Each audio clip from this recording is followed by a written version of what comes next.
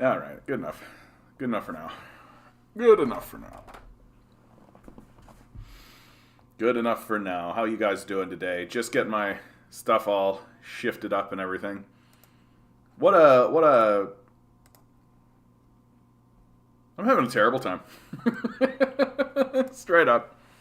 I'm having a terrible time. I'm streaming, right? Yeah.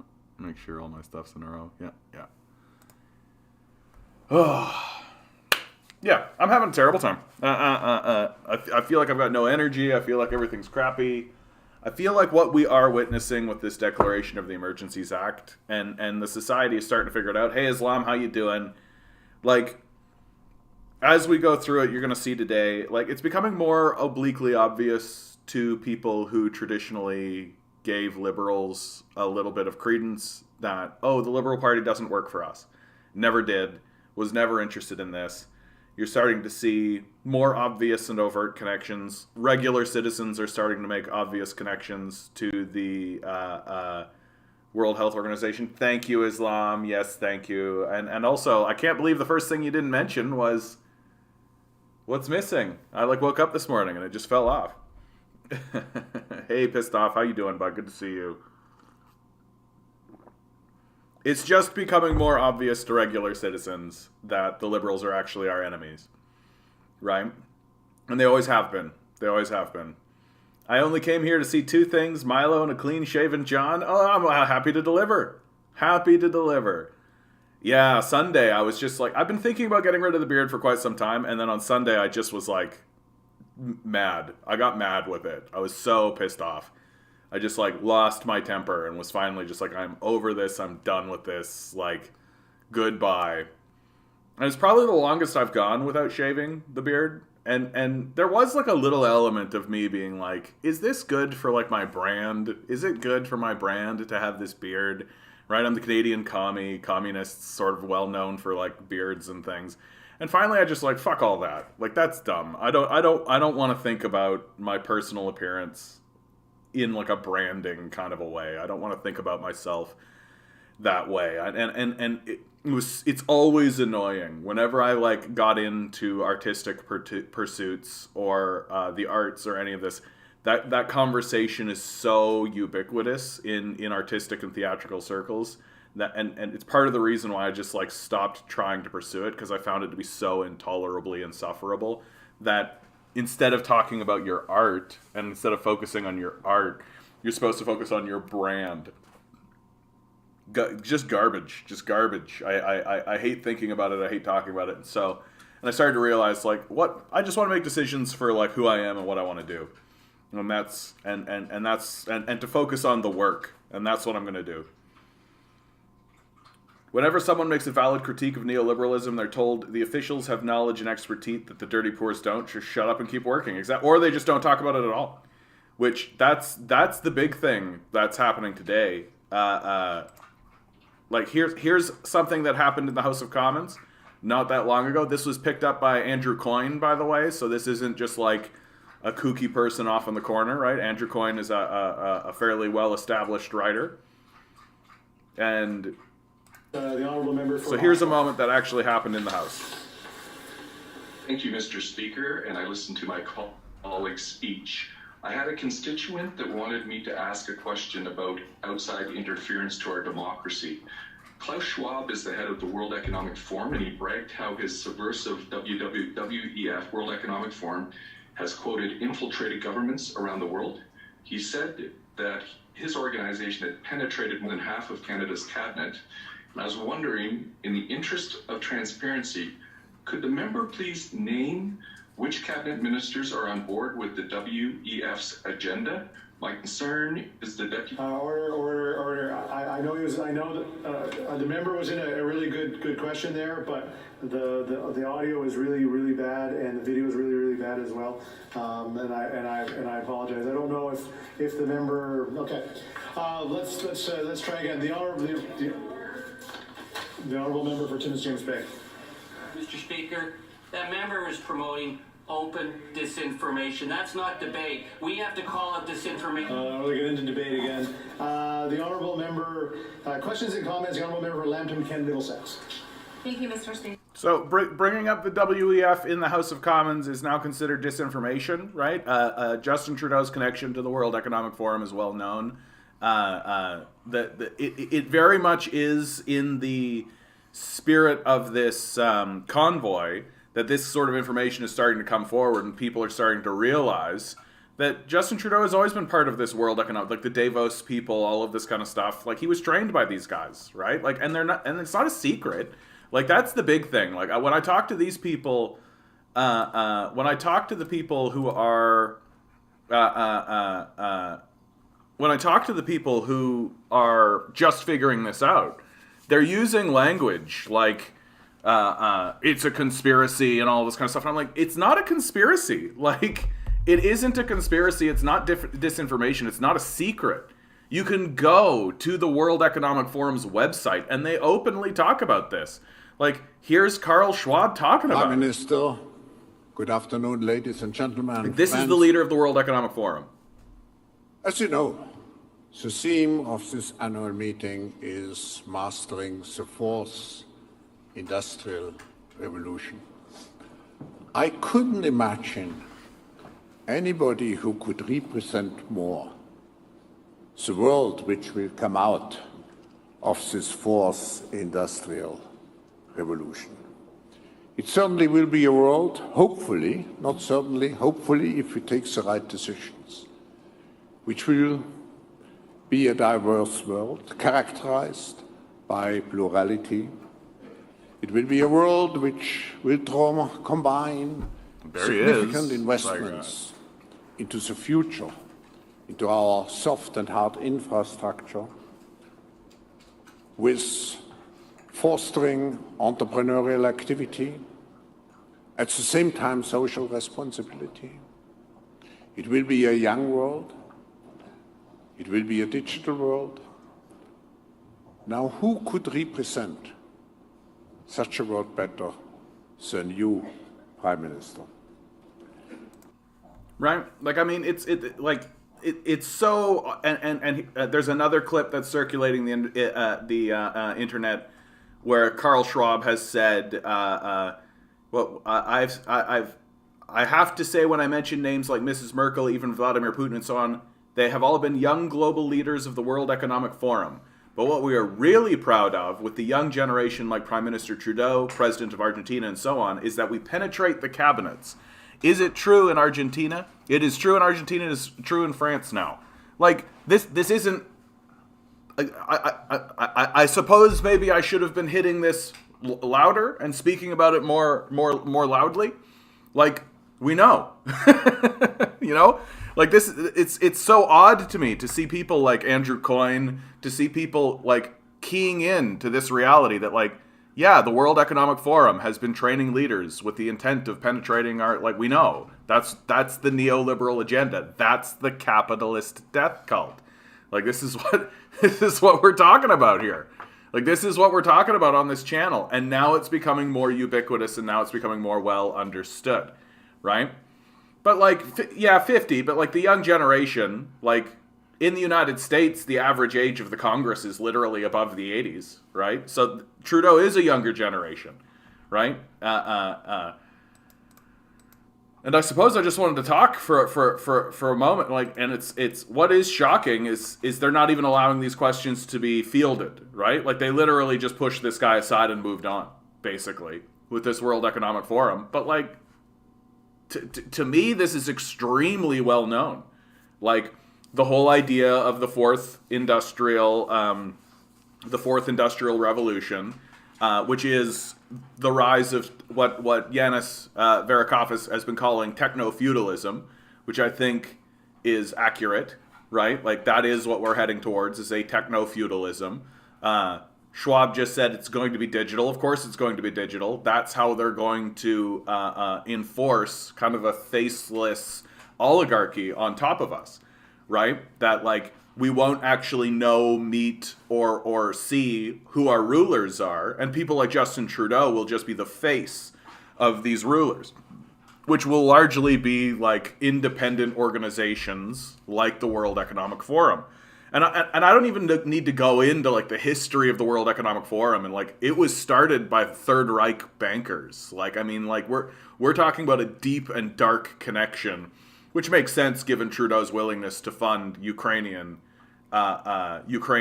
fascists, right? Which we're going to get into some of that stuff today. What are you guys saying? Yeah, beards are itchy, harbors bacteria. Oh yeah, you got to be careful with beards, man. And you can see, like, I mean, you can kind of see, like, the redness on my face and the splotchiness, right? Like, that's what happens when you have a big beard like that, is that the skin underneath gets really, really, you got to really, really take care of it. And part of the reason I want to shave it off is because I want my skin to have a breathe moment. And this will all go away eventually. Working on Family Day, that's commitment. Now if we could just get the beer store and LCBO on board as well. Dude, I went down to the grocery store today. I was like, Monday, time to get some food. I'm out of food. I have 0% food. I've been like going to the convenience store and getting like and so today was the day I was going to get like a big haul. Closed. Average age in Parliament. Yeah, here in Canada, that's true. But in the United States, that's not the case. Like, the United States is very, very old. Like, the average age in the United States is quite old. Glad I assume this is supposed to be Arab. Yeah, don't have to worry about beards. I don't know what AFAB is. The epoch of the metaverse. Yeah. Well, and like, it makes sense that the metaverse is coming up now. Like, capital needs to create. It can't create sustainable models. That's not how capitalism works. Capitalism is all about conquering, all about finding a new frontier to pillage in. And so they can't do that anymore because that's done, right? And so they're creating one, right? They're just inventing one. And all of our physical energy and all of the physical reality is going to be funneled into this false reality of their own creation because they don't know what else to do. Right? They don't know what else to exploit. That there's no land to plunder, and so they're literally inventing land that they can plunder. And it's getting like, no, it's just getting dumb. It's just getting dumb. I know, Eric. I'm with you, bud. There's a side of me that feels this way as well. I knew there was going to be some of you that would have very strong feelings about this, right? Especially because I let it go so long. It was a very, very, like, it was a beard, man. Like, it was a real beard. The amount that I had, like, it was like, I could have used the amount of beard hair I had to, like, stuff a bear. I could have had, like, a stuffed bear full of my hair. Okay, let's do today's number, right? And then we're going to move on into other news. So let's get this off the table, right? I'm going to go with a 10. I'm feeling Here a 10 we go for the longest today's time. number. It's February 21, 2022. 10 balls. We got a 3, we got a 2, doubling up Each on 3. ball has a number. We got a 4. Numbers 1 through 10. Always with the 7 mocked. Swirl the numbers. Whirl the numbers. Here we go. Pick a number. What do we got? What do we got? Big money, big money, big money. Today's number is 3. That's you, Islam and Rob. Boop, boop, boop, boop, boop, boop, boop, boop, boop, boop, boop. You know what I haven't done in a while? I got out of the habit of doing this because because my guitar strings fell off, but now I actually can do this. Is this the right one? Oh yeah. Let's go. Let's go. If I play this and this is out of tune, maybe I won't do it, but yeah. Good enough. Good enough. What's a 3? What's a 3?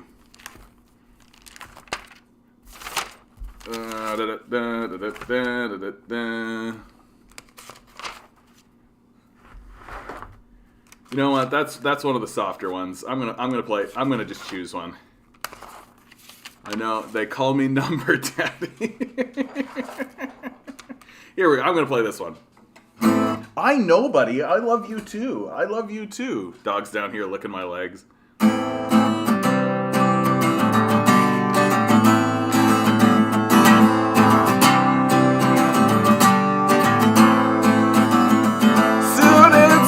narcos sold a package of lies, spun their stories and promised the skies.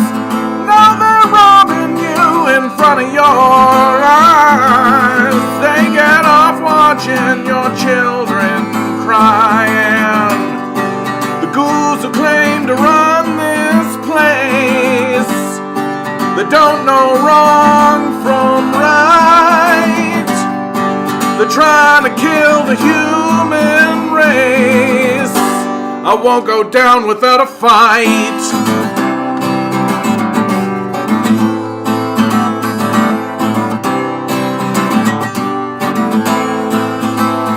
Raise the banners, take up the cause. Suicidal nations don't have any laws. Lift up your heads and take out your claws. Watch what happens when your apathy thaws. Cause the ghouls who claim to run this place, they don't know wrong from right. They're trying to kill the human race. I won't go down without a fight.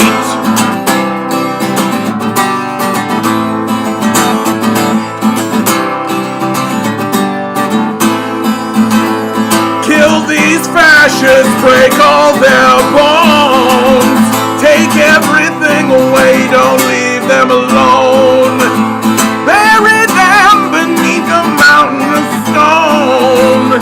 They're evil, we won't forgive or condone. Cause the ghouls who claim to run this place, they don't know wrong from right. They're trying to kill the human race. I won't go down without a fight. Won't go down without a fight.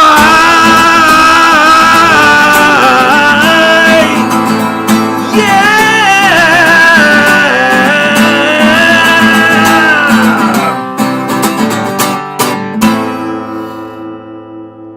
David Bouchard. Don't know if I've ever seen you in here, bud. Or are you like another David? Anyway, what's going on in here? The revolution, buddy. The revolution. One day at a time. Who's that beardless dude? Maybe you have been in here, David, and I'm just not remembering. I know, right? I know, right? Oh, thank you, Islam. I appreciate that. John's beard on sale for eBay, starting bid $55,000. Dude, if I could make $55,000 off my beard, that's literally all I would ever do. It's literally all I would ever do. I would just grow my beard, shave it, and sell it. That would be how I would do.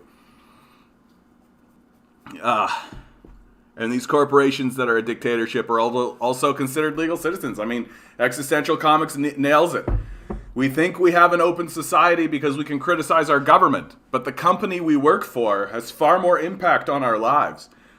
And if you criticize them publicly, they will fire you. The private sphere is run like a dictatorship by thousands of petty tyrants. Does a beard affect vocal tone? No. Does a beard affect vocal tone? That's hilarious. No, bud. It'd be weird if it did. That'd be weird if it did. Now, if you ask me, right, outside of like conservatives figuring out, and I guess liberals as well, figuring out that Justin Trudeau works for the World Economic Forum, like he works for the capitalist death cult, he doesn't work for us, right? He never did. Outside of them figuring this out, this is actually big news right here. The Trudeau government moves to make expanded surveillance powers over financial transactions permanent. Right? All eyes were trained on the aggressive police sweep of the Ottawa trucker convoy this week. Canadian Prime Minister Justin Trudeau's administration was quietly moving to implement a sweeping expansion of surveillance power at the federal level. The Trudeau government's financial war against the truckers has been covered at length. But one underreported aspect of this broader assault on Canadian civil liberties is the effort to bring crowdfunding and payment service providers two of the most prominent routes for financial transactions on the internet, under the permanent control of centralized government authority. In a February 14th news conference, Finance Minister Chrystia Freeland said that the government was using the Emergencies Act to broaden the scope of Canada's anti-money laundering and terrorist financing rules so that they cover crowdfunding platforms and the payment service providers they use. That broadened power requires all forms of digital transactions, including cryptocurrencies, to be reported to the Financial Transactions and Reports Analysis Centre of Canada, i.e. FinTrack. As of today, all crowdfunding platforms and the payment service providers they use must register with FinTrack. They must report large and suspicious transactions to FinTrack, Freeland said. She justified the move as a way to mitigate the risk of illicit funds and increase the quality and quantity of intelligence received by FinTrack and make more information available to support investigations by law enforcement. Trudeau, standing behind Freeland at the press conference, nodded his head in agreement.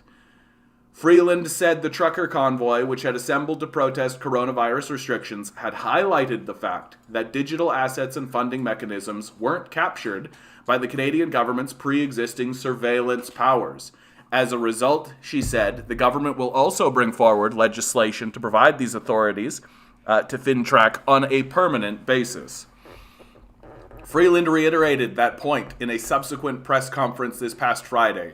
We reviewed very, very carefully the tools at the disposal of the federal government, and we used all the tools that we had prior to the invocation of the Emergencies Act, and we determined that we needed some additional tools, she said. Now some of those tools, we will be putting forward measures to put those tools permanently in place. The authorities of FinTrack, I believe, do need to be expanded to cover crowdsourcing platforms and their payment providers. We already know what the Canadian government would do with that permanent power. They're showing us as we speak.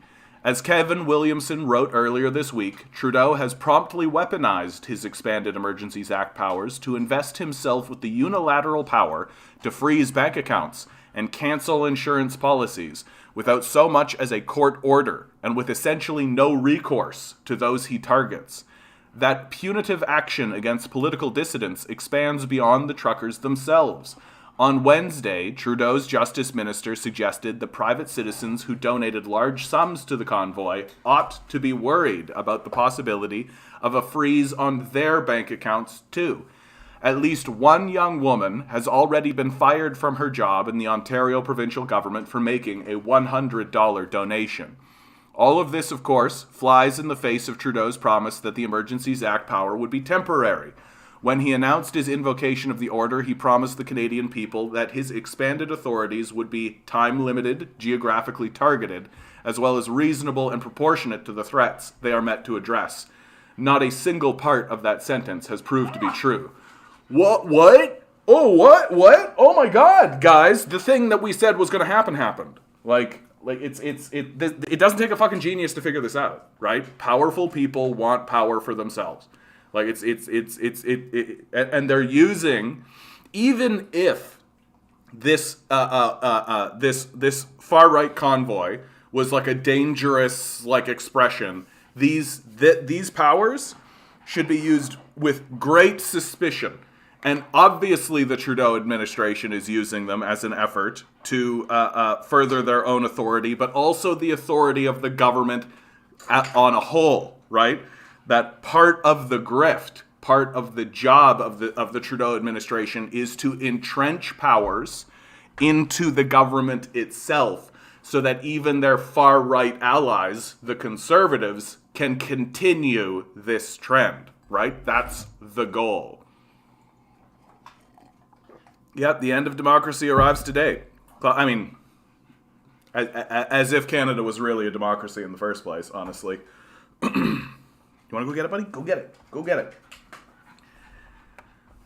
Yeah, I mean, Jugmeat is just as bad as I'm concerned for doing nothing to stop the Emergencies Act. He's also a WEF guy, though, right? Like, he's also a Davis guy, right? Always the plan. Exactly, methane, right? Oh, DM saying I have nice teeth. Just noticed. Thank you. I grew them myself. You know, all those provincial mandates ending, federal mandates soon, would not be surprised. I mean, I don't think, like, the objective for the mandating, and this is a narrative that's actually coming out of Kazakhstan with their revolution, right? I might as well open this up because we're going to need it later. A big reason why this the Kazakhstan revolution happened, and it is a revolution at this point, is because of these mandates. Because what they are attempting to do is they're attempting to create a series of tracking devices, right? To track your financial transactions, to track your location, to track you as a citizen, right? And no, right? So the Kazakhstani people stood up and said, "Get fucked," right? And it is kind of a straw that breaks the camel's back sort of situation. But a similar thing is going to be done here in Canada, without question, without question. And we, of course, in Canada are far more gullible and far more compliant than other citizenry, and so we'll likely just bob our head along and go along with it as as our civil liberties are chipped away yet again, right? Yet again. You know, all those the debates are worth watching, but horrible. I don't know what debates you're talking about, Major. Yeah, you will own nothing and you'll be happy. Yeah, that's the narrative. I if you guys are talking about the conversation that's going on in the House, I've got a couple of things to show, but really, in my view, it's everything is being done to stop paying attention to the actual lived reality of Canadian citizens, right? The material conditions of Canadian citizens. Everything that can be done to avoid talking about the material existence of Canadians is being done, and if it is brought up, it's only to get someone on side so that you can turn around and start talking about the thing you want to talk about, right?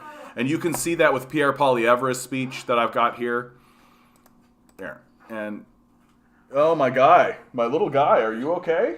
Are you okay? Sorry, guys, my dog is having a conniption over here. And I think it's because I'm talking and he doesn't know what's going on. Which civil liberties are you concerned about being chipped away outside of the Emergencies Act? Are you serious, dude? Outside of the chipping away of the civil liberties that are happening directly in front of our face, can you point at another one? What are you talking about, bro?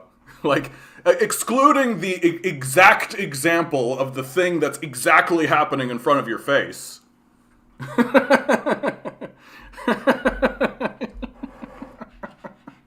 don't know what to tell you, bud. As long as you exclude all the examples of the things that are actually happening.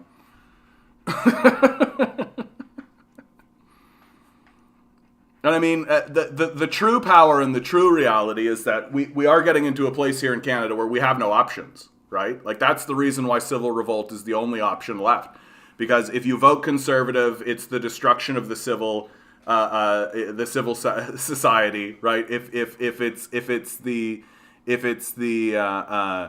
you vote Conservative, it's the dismantling of any social services and all of this, right? If you vote Liberal, it's the continued downslide in that direction. And now if you vote NDP, it's little tiny piecemeal reform things, but everything. But they're not temporary measures, bud. We literally just read it. Literally. Here, I'll get it up for you so you can see it. I mean, and we know it's not, we know, right? It's being done to make expanded surveillance power over financial transactions permanent, right? It's being done to make permanent things that we would never accept on any kind of basis. It's not temporary. And this is something that I think lots of people are starting to key in, which is that we were promised it would be temporary, but it's not temporary. And the idea that it is temporary is you got to be kind of gullible, honestly, to believe that these measures were ever intended to be temporary, right? It's never ever the case. And now we're starting to see more Canadians strongly oppose Emergencies Act. You've got a mainstream poll coming out because more Canadians are starting to figure out that this is a This is a permanent change in the way business is going to be done. Okay, buddy. Okay, you want to come up? Ah! Ah!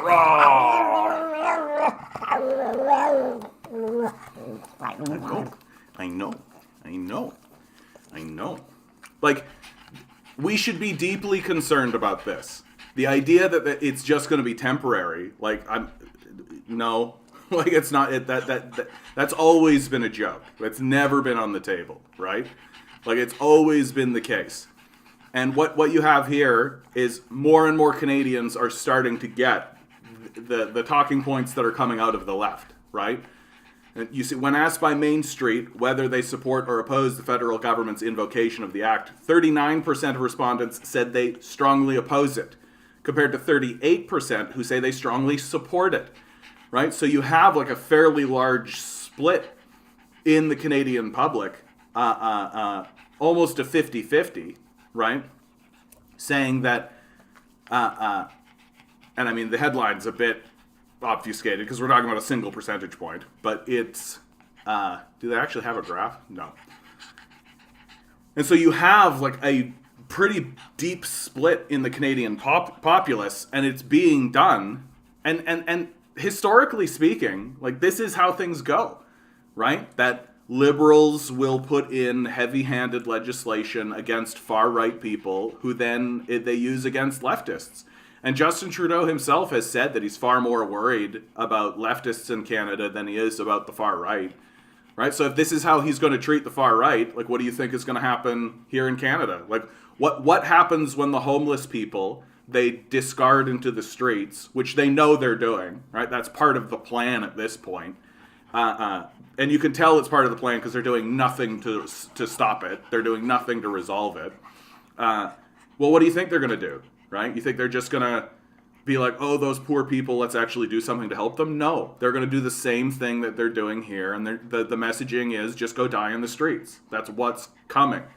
And all of this legislation and all of this legislative power is being put in place because they know that these sorts of protests are only going to continue, right? They're only going to get worse. They know that that's the case. Like, this is why you have, like, the militarization of the police force. This is why you have, like, in the United States, you can see it obliquely. It's done openly, right? They're not pretending. They know what they're doing. And so they're militarizing police forces. They're putting in heavy-handed legislation so that they can absolutely destroy any kind of organized movement that occurs, right? And they know they're doing it because they're actively doing it, right? Like, these aren't side effects. These aren't incidental. This is the plan, right? The plan is to abandon enormous sections of the populace, for the rich to retreat into their gated communities, right? And to inflict violence on the population through a militarized police force. That's the plan, right? It's not incidental. It's not just accidental. This is how they plan to move forward. And you're seeing it, and it's being overtly done. It's being obliquely done in front of your face. Not obliquely, but it's transparent now. Like, it's not temporary. This is the strategy that they're using, and the only solution that we have is to do what the Kazakhstani citizens did, which is revolt and toss these people out of the country, right? Like, and they know that this can happen, right? This happened in Kazakhstan. They know it can happen, right? So the idea. So what they're doing is they're taking this moment and they're just suppressing dissent with the support of the citizenry. I know, buddy. I know. With the support of the citizenry, because the citizens are blinded by the fact that, oh, it's a far right thing. Like, I have people who I have paid attention to in the past who are acting as though this is a great victory. They're acting as though what Trudeau is doing is good for the country, when it's so obvious, like so obvious, that what is being done is a furthering of the entrenchment of oligarchic power at the and the removal of basic civil liberties. Like, a person should be able to donate their money to whatever cause they would like, and just because you don't like them politically doesn't mean that you get to go after them, unless you're Justin Trudeau, and then you can entrench it permanently and do it forever. Oh, and also as this report points out, at least one young woman has already been fired from her job in the Ontario provincial government, right? So here's a clear-cut case of of somebody being fired for their political beliefs, right, and their political desire to donate money to a peaceful protest, incidentally, right? So, but liberalism always takes that turn into authoritarianism. That's what it does, right? That's what it's supposed to do, right? That it exists as the smiling face of capitalism, and if the populace doesn't want the smiling face, then it gets the frowny face, right? That's how it works.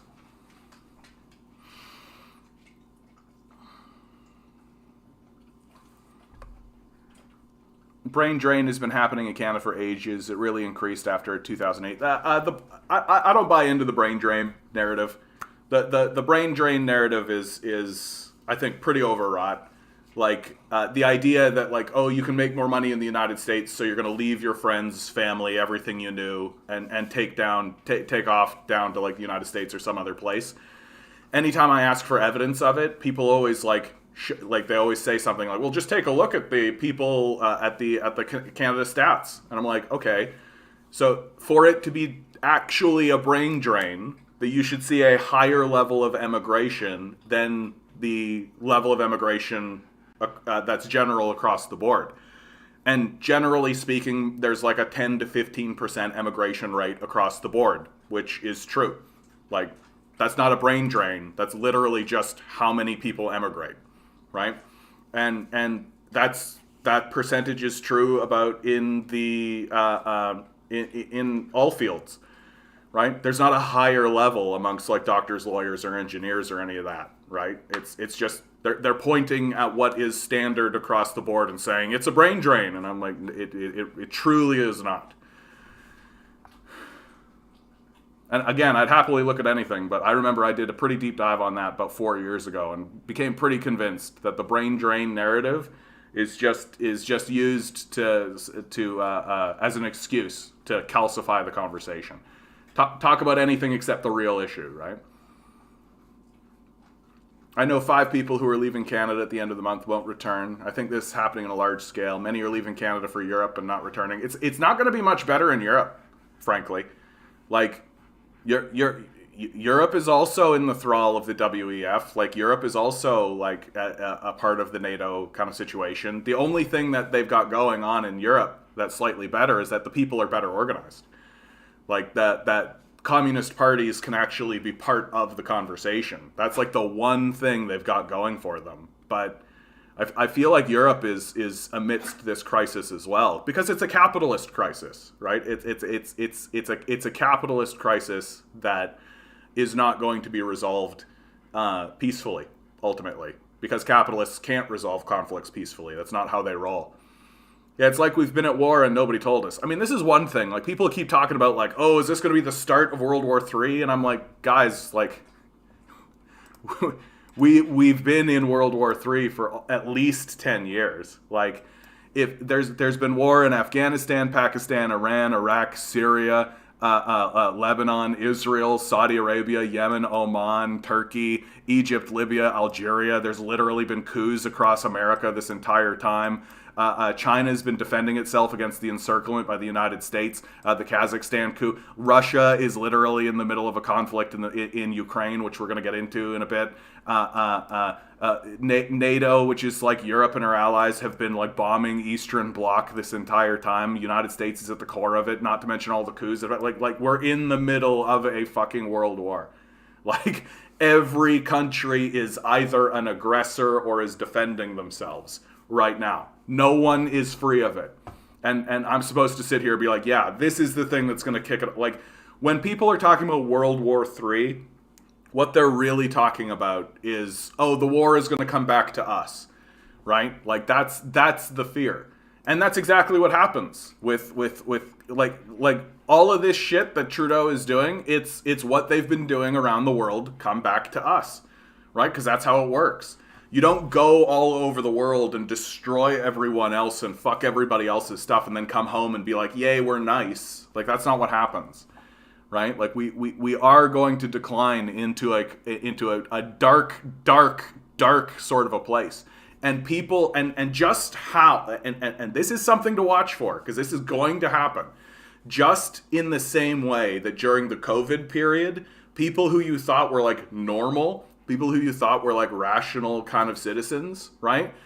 Suddenly became like conspiracy nut jobs, right?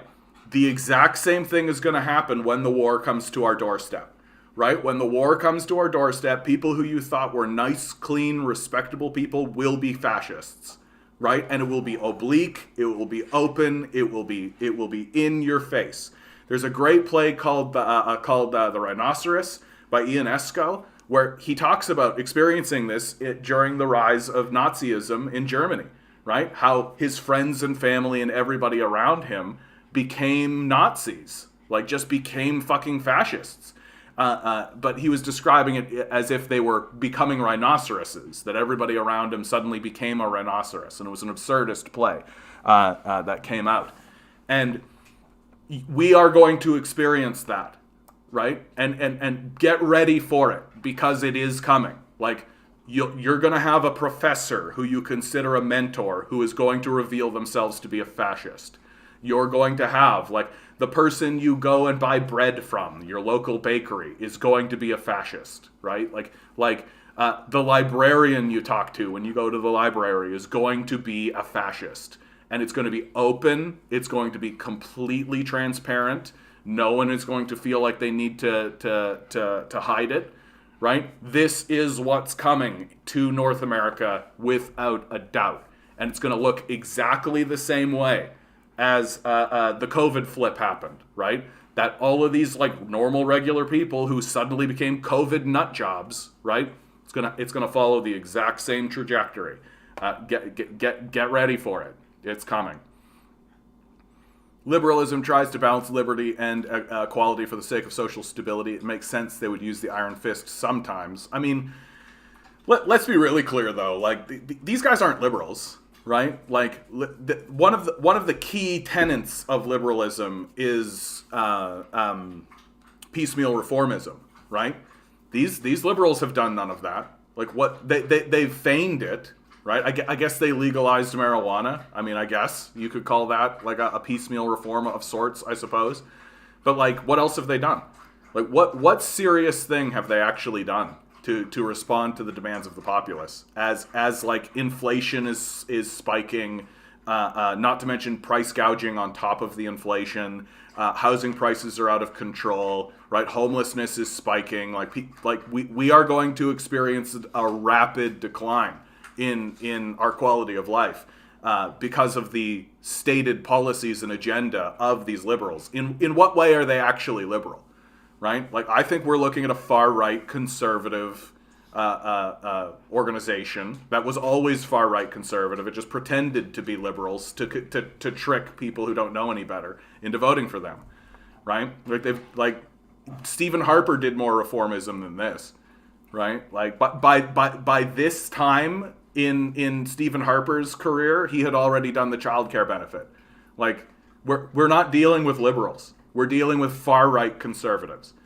And that's making the Conservative Party even further to the right. And Aaron O'Toole's attempt to bring them kind of more to a moderate conservative position has been rejected. Right? Aaron O'Toole has been replaced. And they've already rejected any idea of like, let's maybe move more to the center or more to what would be considered moderate conservatism. They've already rejected that, and they're plunging themselves. Like Candace Bergen literally is walking around with "Make America Great Again" hats and shit, right? Like Candace Bergen is a far-right Trump-style conservative, and Pierre Poilievre, he's going to be exactly the same.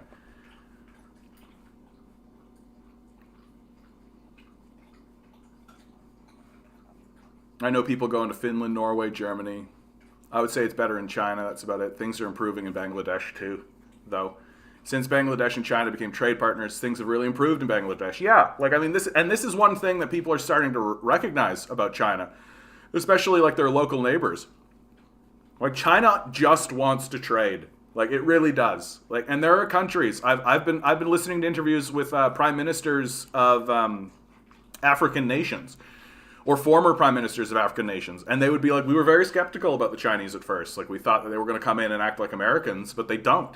They come in and they want to trade, right? They just want to trade. I'm already looking for an exit. Maybe I'll be a hermit living in a shipping container deep in the jungles of Laos. I'm already set. I have no one. I'm an early adopter. Yeah, Planet Mars looking appealing right now. I should record your tracks, but on electric guitar with massive fuzz. Cool, dude. Let's go. Let's make it happen. The Liberals are the PPC of 2008. Yeah, Stephen Harper looks left-wing in comparison to Justin Trudeau. I think that's accurate, right? I think that's accurate. Like, Stephen Harper was very international in his thinking. One of his big statements is that he wanted to get away from attaching himself to the United States. That's really like one of his big successes. Like if I was to talk about Stephen Harper's legacy, right, as a prime minister, one of his big legacies was creating a series of trade deals that disconnected himself from, or Canada, from its total reliance on NAFTA and the trade deal between the United States. Like that's Stephen Harper's big legacy. And that's a very... Is that a like right-wing position? Is it a right-wing position to have an internationalist view that believes that you should be creating trade deals with everybody across, including China, incidentally?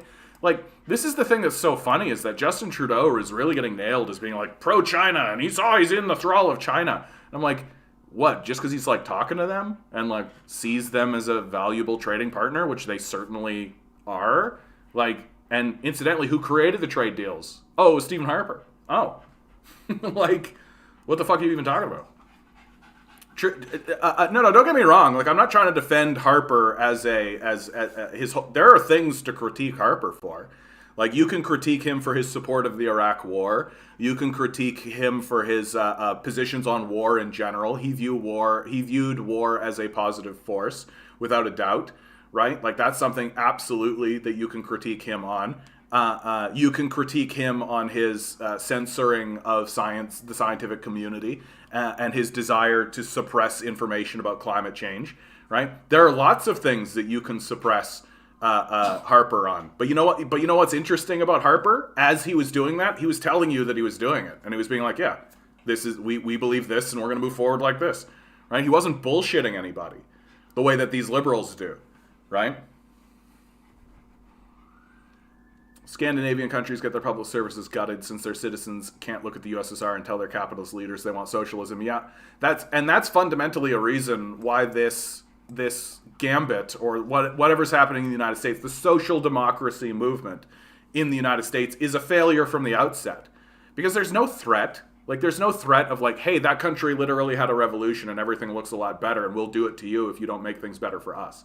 Like, that's what actually makes social democracy work. Is that the capitalists go, oh, and they actually improve things because they know the populace could just have a revolution and get rid of them, which we should definitely do. Like, we should definitely do. Like, get rid of these fucking psychopaths who are obviously trying to destroy us, right? Like, get rid of them. Get rid of the World Economic Forum, get rid of these neoliberal hacks, get rid of these fraudulent death cultists. But if you don't actually have a force that's actually pushing in that direction, then you can't get social democracy. Like, it's a joke. It's a joke to believe that you're going to vote your way to social democracy. It's literally never how it's happened.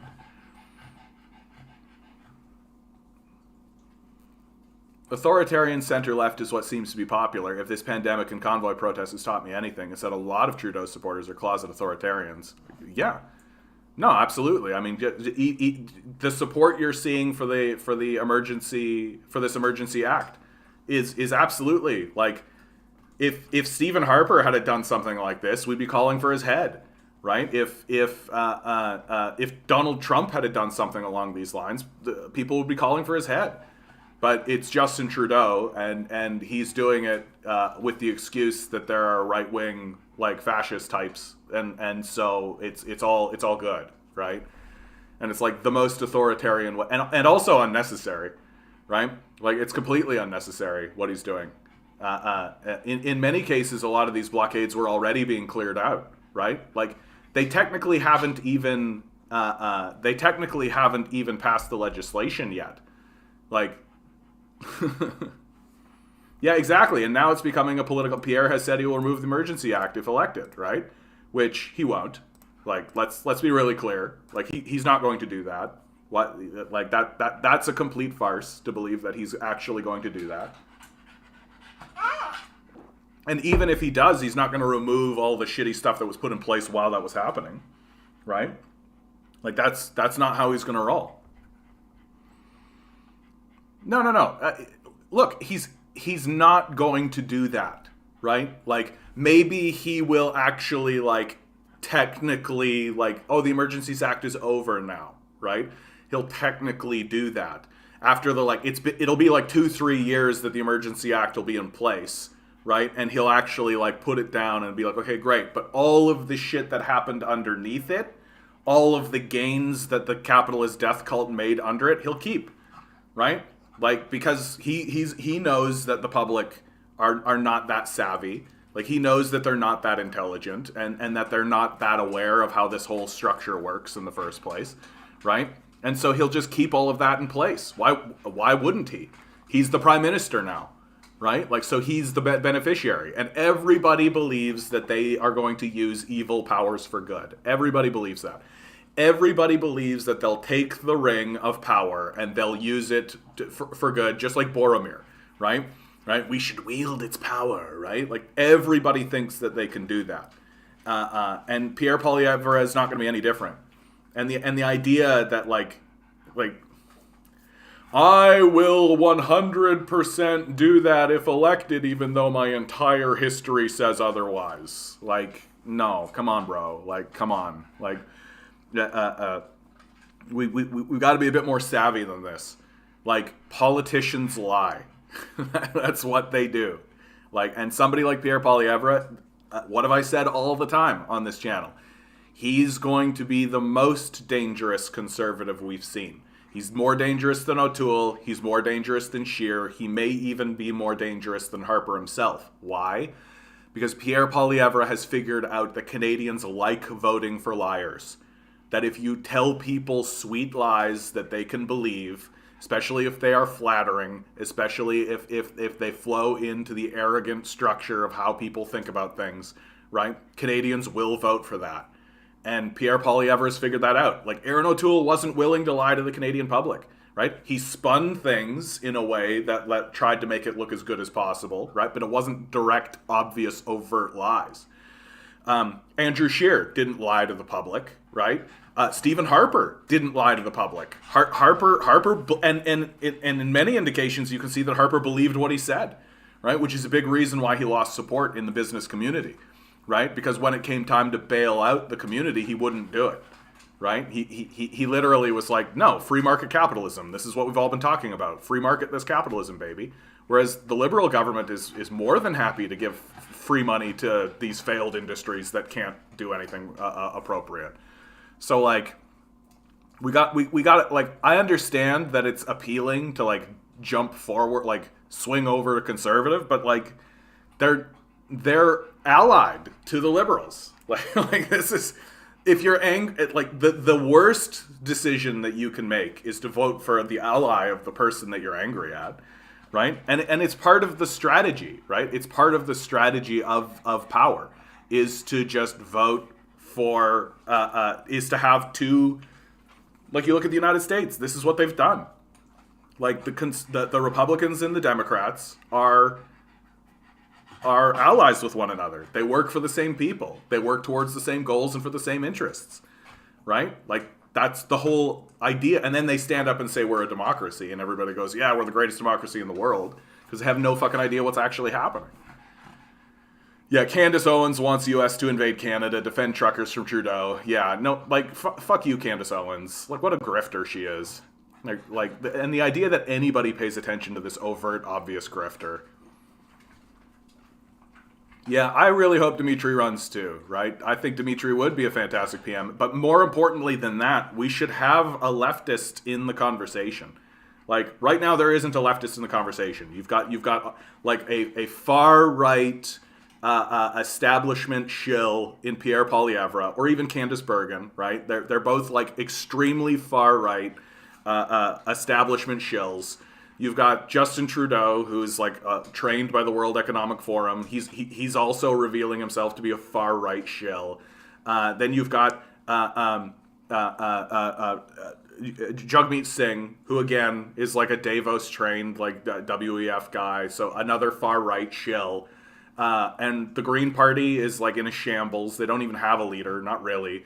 And like, yeah, what's the end result of this? The PPC is going to gain a lot of power. Like, that's the end result of this, because people are going to look at the PPC and be like, well, at least they're Canadian and at least they're homegrown, right? And that's extremely dangerous because the PPC like has no idea what's going on, right? So like, Canadian politics is in a total shambles. We're literally doubling down on failed policies that do not work, right? Neoliberalism has shown itself to be a complete and total fraud. It is the ideology of a death cult. And this is the state that we find ourselves in. And so all we have left is full-scale revolution. It's literally all that's left. We haven't been given another choice, right? And if anybody even attempts to get into the halls of power as a leftist, they'll be chased out, right? We're dealing with people with billions of dollars here, right? They're not going to let people just walk into the halls of power and like elect themselves out of power. Like, that's not what's going to happen, right? Unless there is some kind of significant upswell of support from the public, and that's only going to come through revolutionary processes, right? That's the only way it's going to happen. And so, like, these Davos guys have painted the populace into a corner. We don't have another option. And one of the things that's interesting that nobody really pays attention to is that most people say of the Freedom Convoy that the tactic they're in support of. Lots of people are just like, yeah, like, go in there and fuck these guys up. Like, surround the halls of power, right? Like, shut down infrastructure. Let's go. But the reason why that the convoy doesn't get support is because the convoy itself, their goals were very self-serving, right? Very small. Yeah, they're all horrible choices that simp for billionaires, right? And to pretend we have a democracy under these circumstances, right? Like, and this capitalism destroys democracy, right? And it destroys it just by the force of its existence, right? You can't have billionaires in your society. This is, I think, the thing that we are learning as a people. And if there is a big takeaway from this generation, right, especially after the decay, after the collapses, after the enormous upswell of public anger, right, after it becomes extremely obvious that these fraudulent, false death cultists are interested in abandoning you entirely, the thing that should become obvious and the thing that we should take away from this is that even a single billionaire is dangerous. And I don't mean has the potential to be dangerous. I mean a billionaire is dangerous, right? Like lighting a fire in the middle of your living room and just being like, yeah, that'll warm the house up, right? Like, that's dangerous.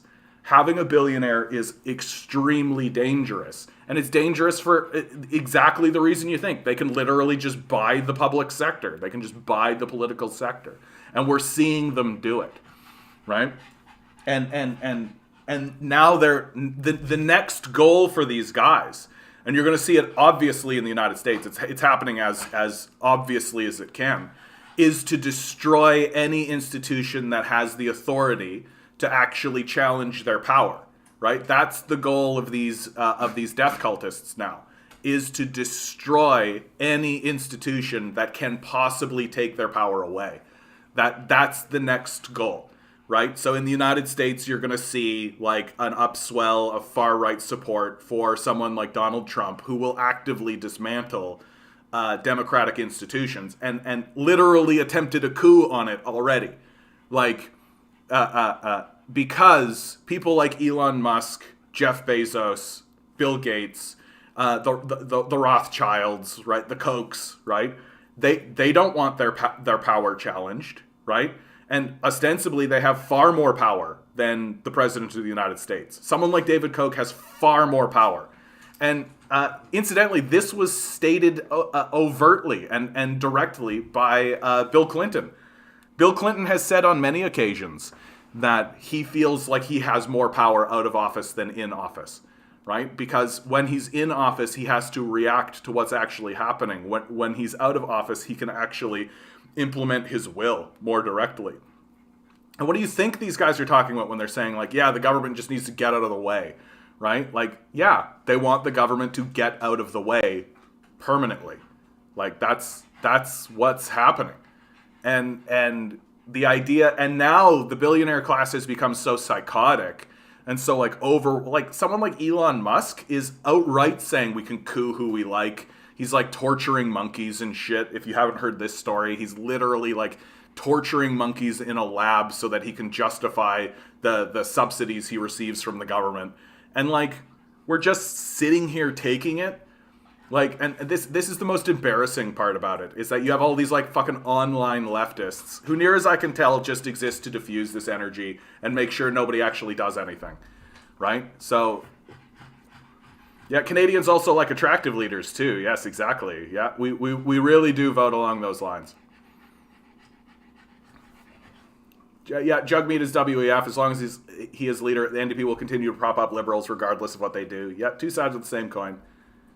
Jugmeat just wants his paycheck. Yeah, Jugmeat just wants to be the leader of the NDP, right? Like, someone like Jagmeet Singh, if he did become the prime minister, he'd be like, sweet, that's nice. I became the prime minister of Canada. How wonderful. But he's happy where he is, right? He's not actually interested in being the prime minister of Canada, right? And once you realize that, a lot of his decisions make a lot of sense. Like, I talk to like conservative types who are like, why is Jagmeet Singh just propping up the Liberals? It's like, because he's happy being the leader of the NDP. He doesn't actually care. I know, buddy. I know. Lots of things going on. Lots of things going on in the world today. And you're just a little pug. You're just a little pug. That's all you are. You're just a little pug. You don't know anything about anything. All you know is that being a pug is nice. And pets and food. Yeah, pets and food, right? Pets and food. Isn't that right, Milo? Pets and food. We should all be so lucky. We should all be so lucky. Merrick. Yeah, Merrick. English, please, bud. Like, sorry. Because we don't know what you're saying. And we've had people come in here and have used other languages in order to harass people. So please, English, please. And if anybody knows what this guy's saying, like, let me know if he's trying to participate or if he's trying to troll. He's trolling. Bye-bye. Bye-bye. Oh, shit. Damn it. Oh, shit. Unhide. Oh, sorry, Methane. Sorry, dude. I got you back. Oh, sorry, Methane. Oh, my God. Get the right guy. Did I unhide you? Yeah, good. Sorry, Methane. Oh my God, that's embarrassing. I definitely don't want you to be hidden, bud. Make a comment, Methane. Let me know that you're back, okay? Oh, he said this is worse than Nazism. Oh yeah, okay. So like 6 million Jews killed, like the invasion of the Soviet Union, 200 million killed, like. But, you know, if you don't care about that kind of stuff, then it doesn't matter, right? Brutal.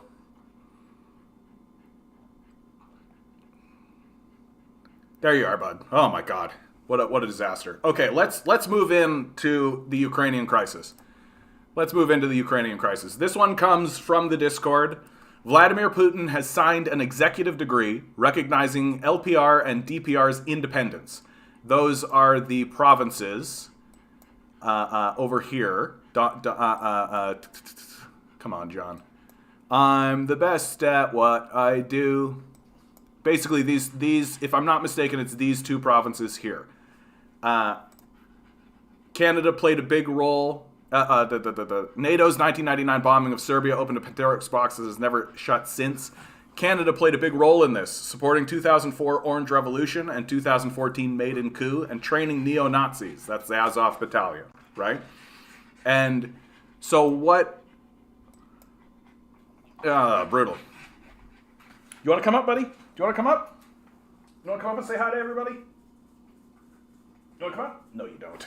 Good boy, buddy. I love you. You're a good boy. Yeah, we're gonna face that kind of stuff, guys. Like, there are people who like are literal Nazis, first of all, but then there's also people who like actually think that the communists are somehow equivalent to the Nazis, right? And it's very simply because state propaganda works, right?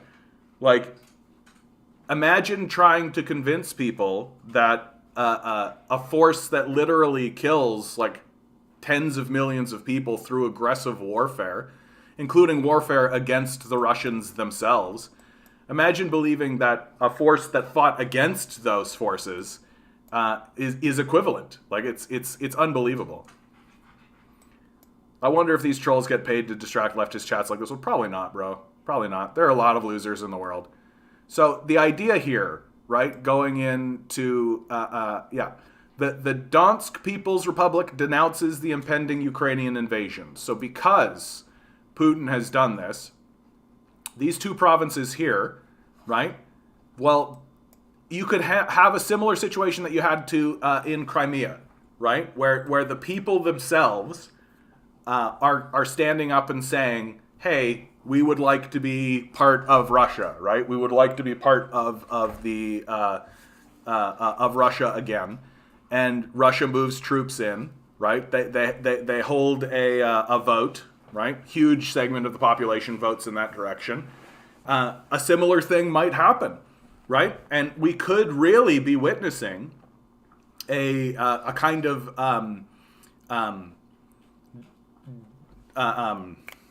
dissolving of Ukraine as a body, right? That Russia is going to peel off sections of Ukraine, provinces of Ukraine, largely Russian-speaking, and it makes sense. Like, the leadership of Kiev right now is outright enforcing a kind of purity. Like, if you're a business owner, you have to do business in the language of Ukraine. You can't speak Russian, right? And there are like majority sections of Russian speakers in here who are actually very like pro-Russia. That before the coup in 2014, the leader of Ukraine was pro-Russia, and that came with quite a lot of support from the East. Rusty.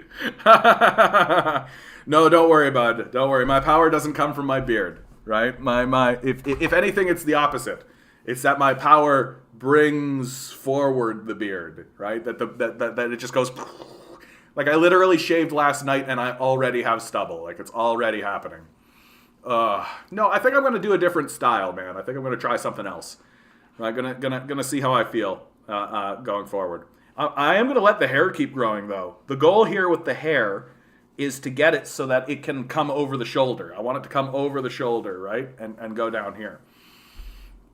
But the Russian regime isn't good. No. It's not a good evil sort of situation when you come to talking about Russia versus America.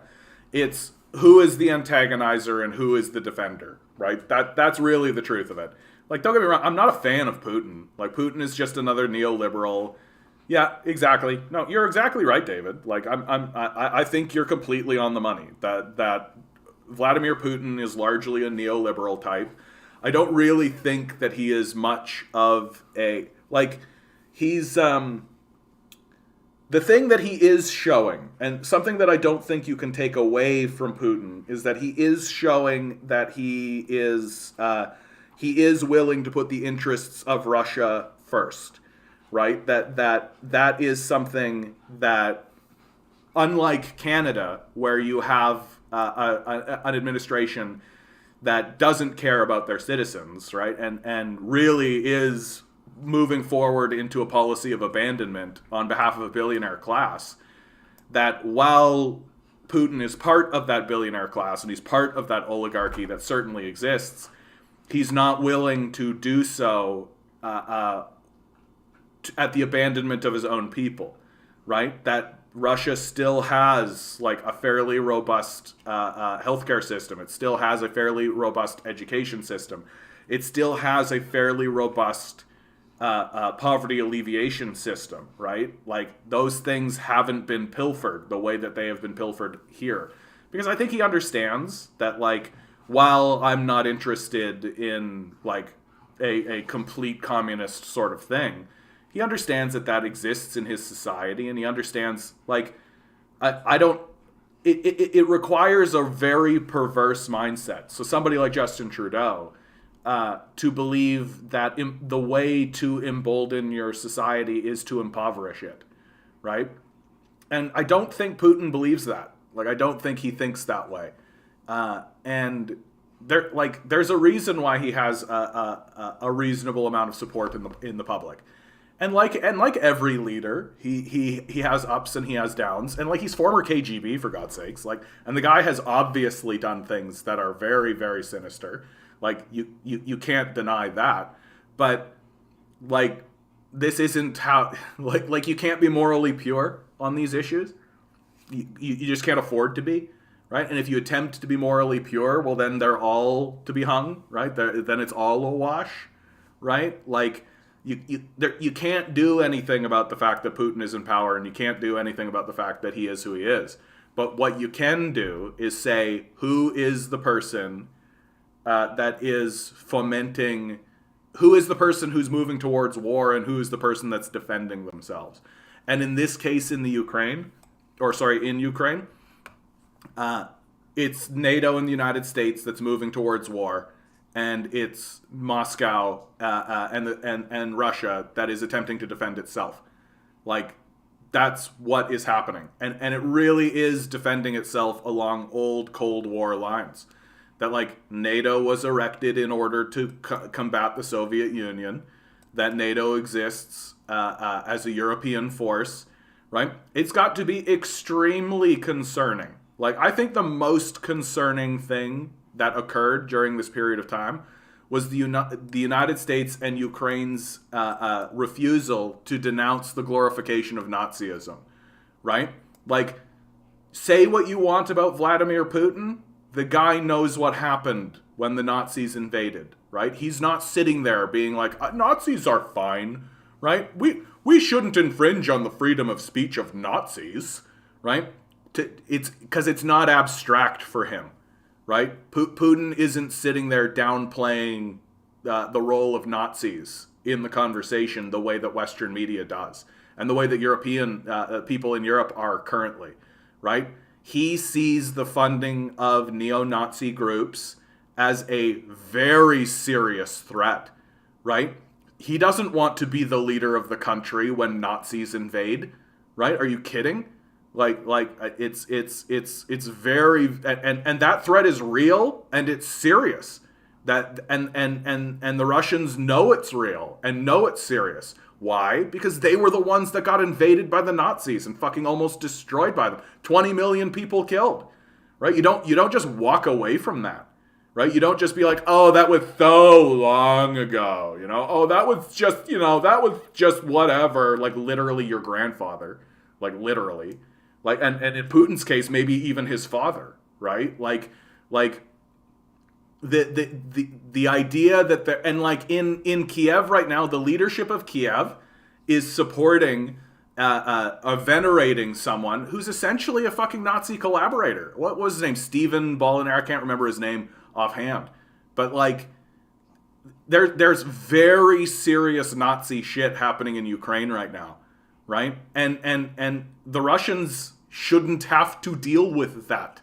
Right? Even if I believe that Putin is the darkest, most evil figure since Adolf Hitler, look, the Russians should not have to deal with an upswell of Nazism that is being actively funded by the West, right? That the Americans and the Canadians are actively funding neo-Nazi groups. Neo-Nazi groups, incidentally, that are now officially actually part of the Ukrainian military, right? This isn't a fringe organization that's off in the distance. These guys are in the Ukrainian military. They are official, and they are neo-Nazis, right? Russia has already evacuated tens of thousands from Donbass to Russia. Yeah, I mean, it's like what's happening in this province here. And now Putin has made it, Putin is opening the door to a political solution. Like, that's really what it is. Like, you can say what you like about him and all of that, but he is opening the door to a political solution. Just like what happened in Crimea. That's a political solution. Breaking, Green Party leader, Elizabeth May is not the Green Party leader, but Elizabeth May says she will yes to accept the Emergencies Act, while the Green Party MP Mike Morris will vote no against the Emergencies Act. I mean, Elizabeth May is essentially a conservative who cared about environmental issues. And Elizabeth May has been right about a lot of things, but at the end of the day, she's part of the power structure, right? We get so much anti-Russian propaganda from the West, for sure. Even the way that Putin, like, I remember I watched a Family Guy episode not that long ago where, like, Putin, they went to Russia and they encountered Putin. And Putin was really shown as being like a thug, mainly. And, like, that's part of the propaganda network. No, David, I completely am on board with you, bud. Like, I'm not going to disagree with an accurate critique of Vladimir Putin in terms of social issues, cultural issues. Russia itself has a long way to go in regards to LGBTQ issues, like all of those things that we have been fighting over for the past 30 years here in North America. Yeah, Russia hasn't even really started, like, in serious ways, for sure. And that's not inaccurate, but that doesn't change the realities of war.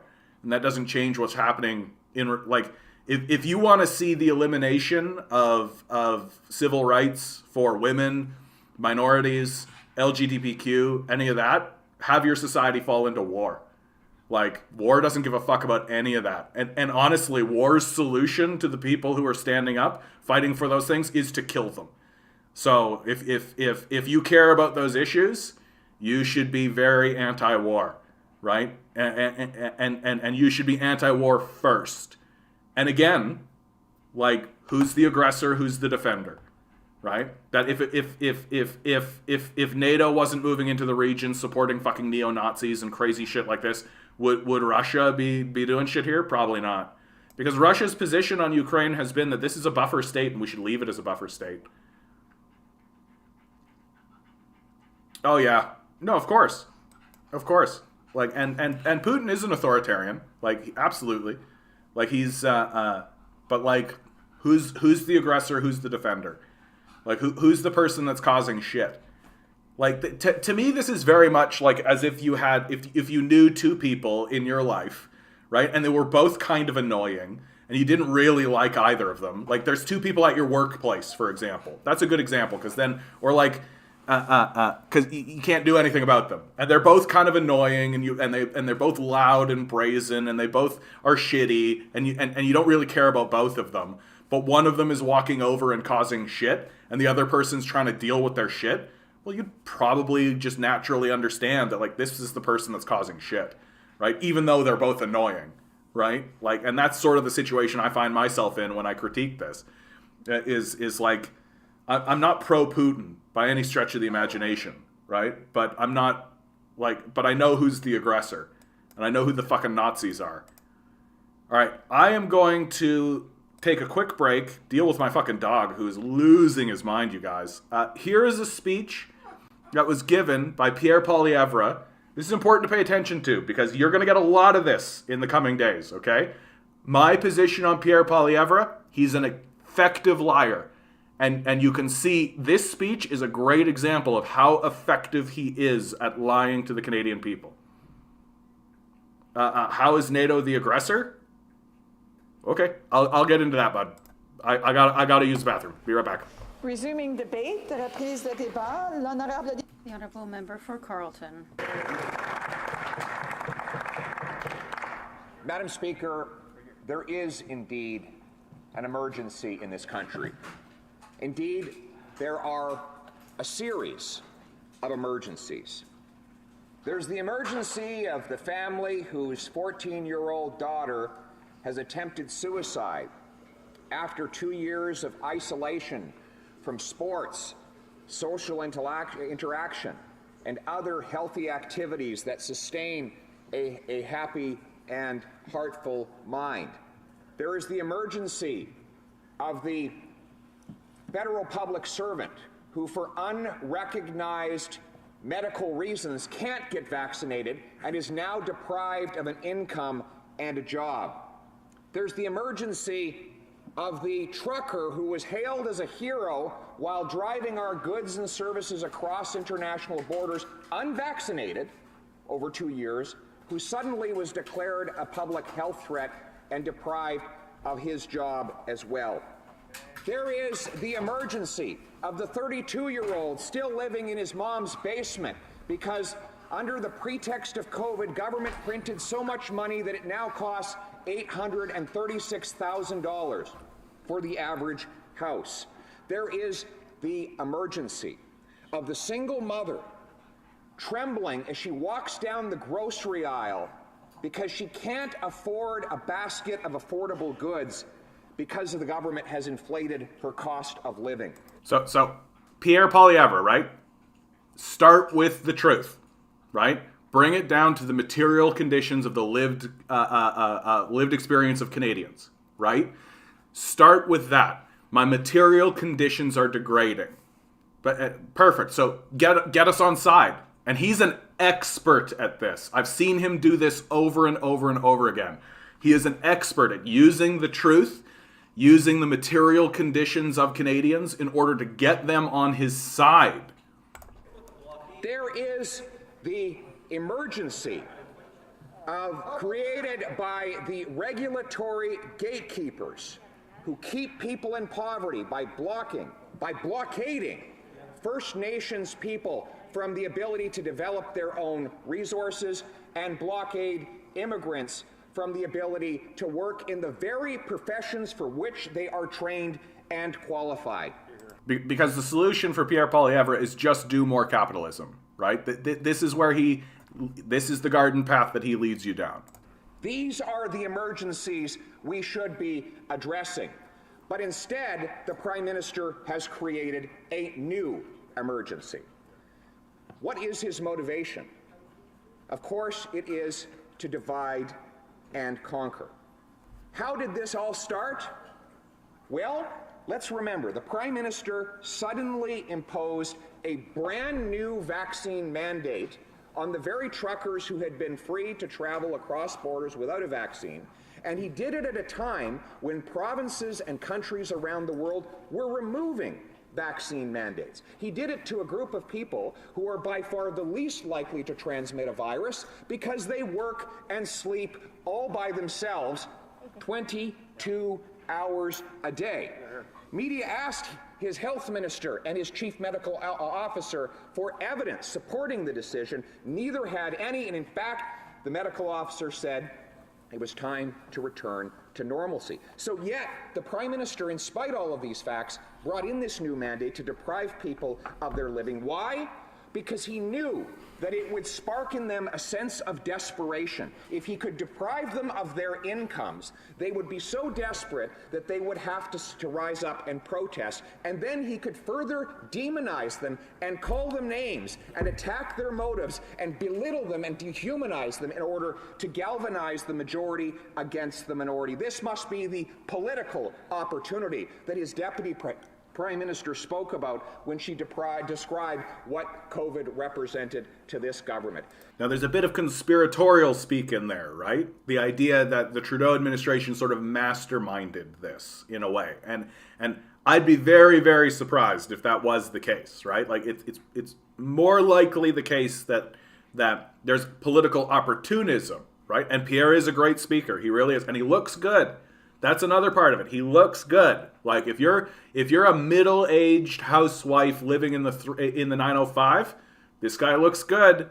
This guy looks good, right? Especially if you're looking to break up with your boyfriend, right? If you're looking to break up with your boyfriend Justin Trudeau, well, here's your rebound boyfriend right here. And there, don't trick yourselves. There are 100% people in this conversation, in this political conversation, who are looking to have a boyfriend. That's what they want. They're not actually interested in what's true or what's real or what's happening in the world. They want their leader to be a pretty boyfriend for them, right? And that's just a truism for how it works here in Canada. They have attempted to amplify and take advantage of every pain, every fear, every tragedy that has struck throughout this pandemic in order to divide one person against another and replace the people's freedom with the government's power.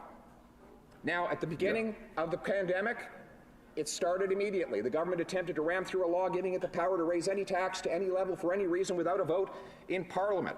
They tried to pass Bill C-10 to strip away free speech online. Thankfully, Conservatives blocked them for doing so. His authorities have said they want to track Canadian cell phones for the next 5 years. And now this, the Emergency Act, the latest and greatest example of attacks on our freedom.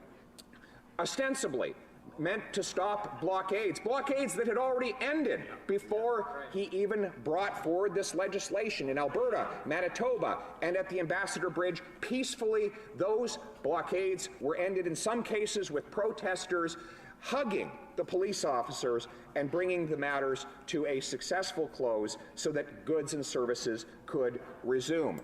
And that's true, right? This is why Pierre is so dangerous, right? Is that he presents the truth, and so that gives him a lot of authority and gets people on his side, so that when he starts lying, and it's going to start happening soon, it's like a dagger twist that he's brought you along the path. And if you can believe this, right, then you can believe that, especially if you don't have a critical analysis of what's going on in the world. And instead, in that context, the Prime Minister brought in a law that not even Jean Chrétien brought in after 9/11 killed dozens of Canadians in a terrorist attack. Not even Prime Minister Harper brought in when a terrorist murdered a Canadian soldier at the War Monument and came running into the center block spraying bullets in all directions. And not even this Prime Minister brought in when blockaders were standing in the way of First Nations who were attempting to build the Coastal GasLink pipeline. Yet, for the first time in this bill's this law's three-decade history, the Prime Minister brings it in to address what he says was a protest in front of Parliament Hill. Ironically, this power goes beyond any of the protests and or blockades the Prime Minister claims to want to address. For example, it will allow governments and banks to seize people's bank accounts and money for donating to the wrong political cause. One journalist asked the Justice Minister if small sums donated, for example, to support an end to vaccine mandates, could get someone's bank account frozen. He didn't deny it. Instead, he said such people who make donations of that kind should be, quote, very worried. To freeze someone's bank account is not just an attack on their finances, but on their personal security. If your bank account is frozen, you can't buy food, you can't buy fuel, you can't pay your children's daycare fees, and you can, under this law, face that personal attack without being charged with a single solitary crime. The Prime Minister says that this is time limited, yet his own finance minister said she wants some of the tools to be permanent. He said it will be geographically targeted, yet his own parliamentary secretary for justice said, quote, that the act technically applies to all of Canada. So the rules apply everywhere and indefinitely. Finally, there's nothing in the act that limits the number of the kinds of financial actions that could lead someone to have their account frozen. And if they are frozen unjustifiably, the Act specifically bans people from suing either the bank or the government for that unjustifiable treatment, opening the door for people who have nothing whatsoever to do with either the blockades or protests having their bank accounts frozen. Like, this is how bad this actually is, right? And this is how obviously bad it actually is that the future Conservative Prime Minister, or leader rather, can actually pound on the pulpit on these issues, right? And be accurate, right? He can be completely accurate and tell the truth completely. Like, that's how overtly terrible this situation is. Like, if you listen to this guy, you'd be like, oh yeah, this guy sounds like a fucking left-winger, doesn't he? Right? But that's how, like, egregious what is occurring actually is. That he can just stand there and point out what is obviously true. And this is going to gain him a lot of political credibility in the eyes of the constituents, right? Without cause. Now, the Prime Minister says that he wants to do this to remove the blockades that have already been removed. He says he needs these unprecedented powers in order to restore, to bring our country's order back to the pre-protest period, although across this country that has already occurred. So, Madam Chair, I say to this House that I oppose this unjustifiable power grab, and as Prime Minister of Canada, I will ensure that no such abuse of power ever happens again. So right there, right, he's outright saying, as Prime Minister of Canada. So, like, he knows. Like, he's not the current leader of the Conservative Party, right? Technically, the leader of the Conservative Party right now is the woman right behind him, Candice Bergen, right? my freedoms, right? But I got to tell you, Islam, in this particular case, my freedoms, right? As somebody who is attempting to foment protest, right? Hello, hi. I actively work towards fomenting protest. I'm trying to galvanize people to surround the halls of power, right? What Trudeau has done is an affront to that. I consider it to be his attempt to actually prevent the coming leftist tide. That there is a coming leftist tide. It's obvious that that is the case. And he's doing everything he can to prevent it from happening. I say that we should end some of these blockades. Let us. Order.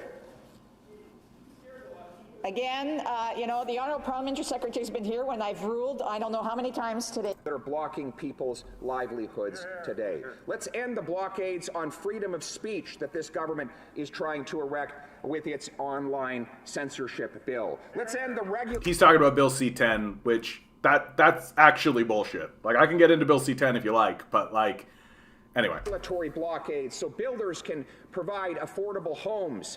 First Nations... Right, builders can provide affordable homes. Forget about the fact that there's a hoarding going on, that there's Pierre's very careful and clever to protect the billionaire class that he works for, right?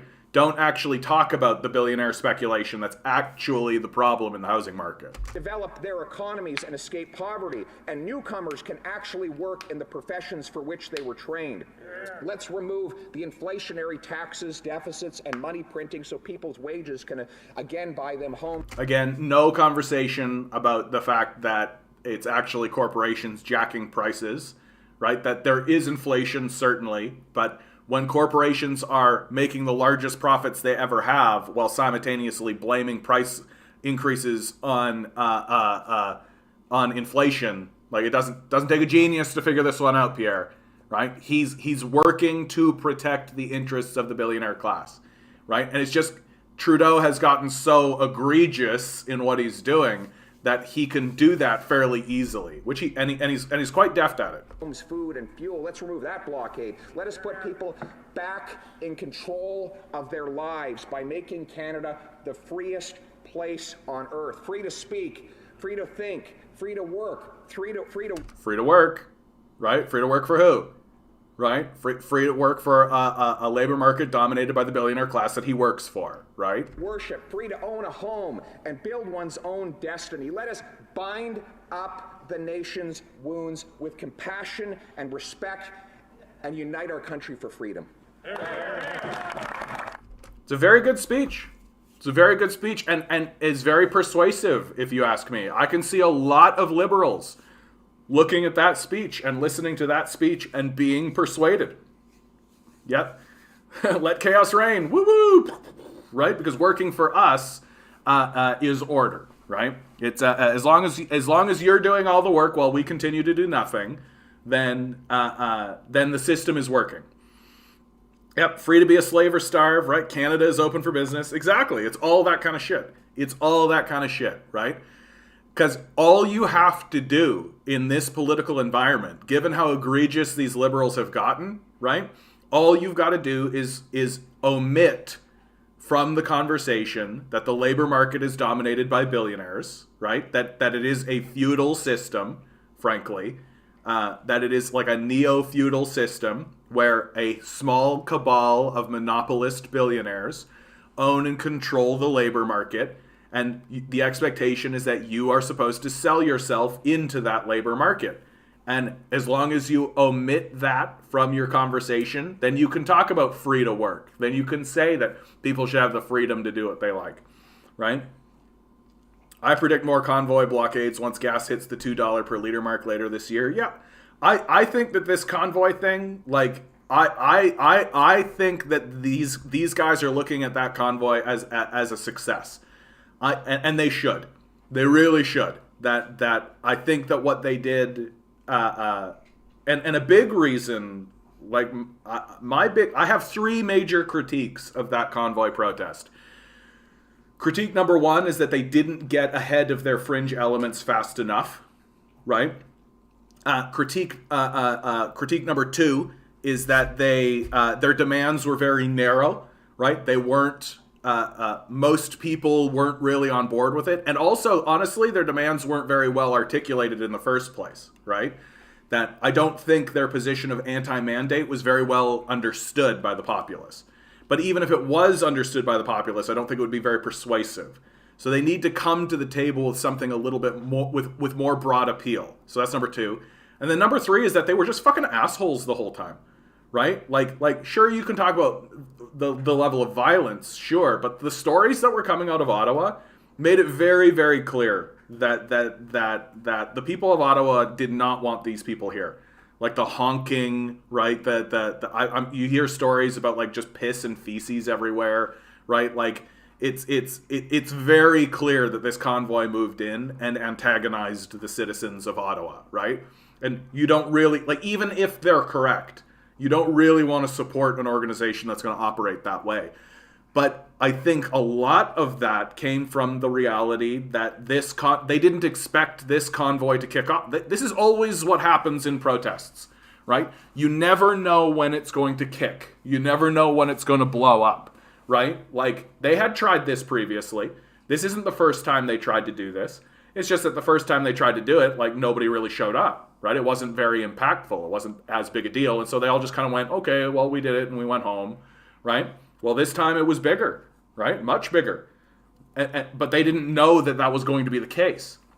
And if you don't know that's going to be the case, and frankly, if you're inexperienced at this, then there are all kinds of pitfalls that you can fall into. And they did, right? Like pitfall number one, they didn't get ahead of their fringe elements, right? The denunciations of Nazism, the denunciations of the conservatives, of the Confederate symbolism and all of that came very late. The denunciations of leaders like Pat King, right, came very late. And far too late, way too late. Trudeau and the Liberals were able to galvanize those elements against that protest very effectively, right? And did so, and that was their goal straight away. And because the protesters weren't ahead of it, right, the public could be swayed in that direction very easily. And same story with like the broad appeal protest. Well, you don't need to have a broad appeal if your protest isn't that big, right? And so I just think that these are elements that these guys weren't really thinking about. And you talk to some of these protesters and they're like, yeah, we wanted to alienate the locals. These guys are just liberal, shill worker, like they're just government worker types. And I'm like, bro, like you literally can't talk about them that way. Like you can't. Not if you want support. Not if you want people to get on board with you. Right? You're putting the person's politics ahead of their humanity. And that, to me, is probably the most egregious error that the Freedom Convoy did. Right? They put the humanity, or the politics, rather, of a person ahead of their humanity. And really what that results in is it doesn't matter if you're right. Right? If you're annoying, no one wants to work with you. Right? But all of this to say that this convoy strategy was very effective, right? It gained national support. It created an impetus within the political apparatus to do something about it, right? It was very forceful. It seized the attention of the public for at least a couple of weeks now, right? It's being talked about by the future leader of the Conservative Party. The Prime Minister of Canada has needed to address it, right? That's a success. Like, absolutely. Have a good one, David. I was just about to talk to your point, David, but David, there is a Gravel Institute. Look up the Gravel Institute. One of their recent videos is about the Ukrainian crisis. So I recommend that video to you, okay? Sorry I wasn't able to get to it tonight, David. And come back and we'll talk about it later, okay?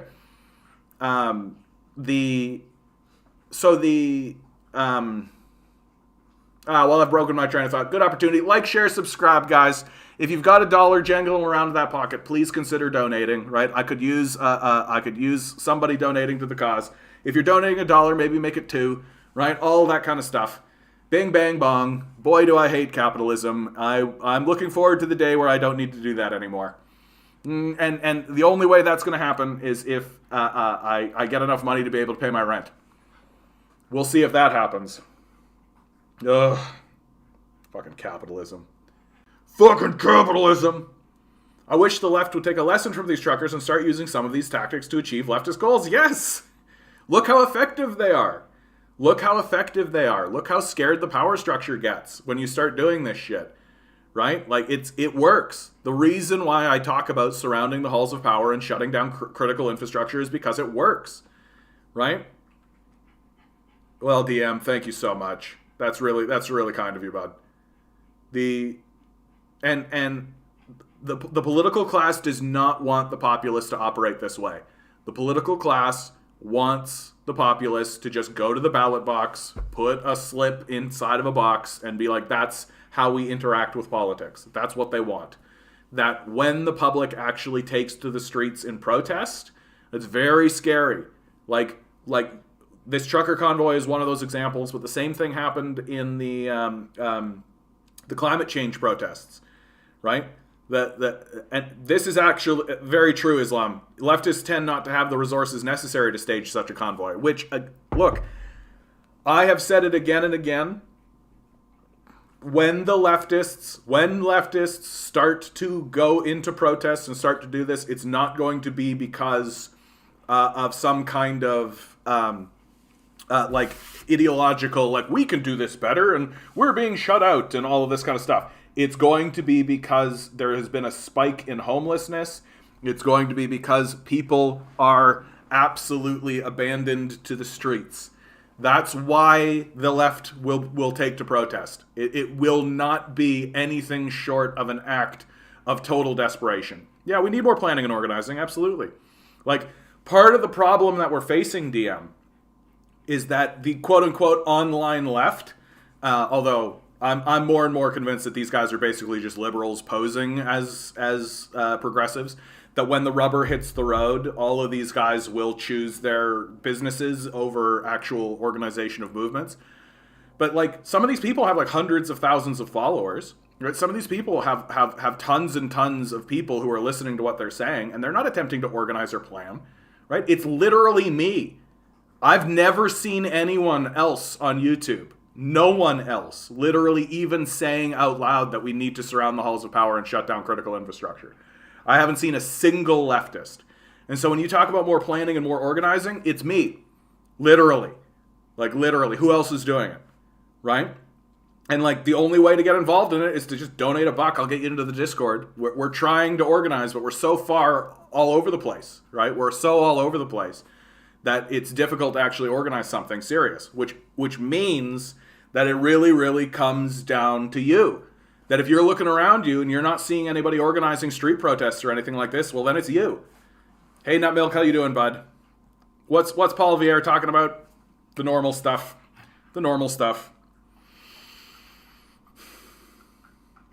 We need dollars. Parents, workers don't have the ability to organize or protest without dollars. Yeah. No, absolutely. Chris Hedges is the only one I know of. Yeah.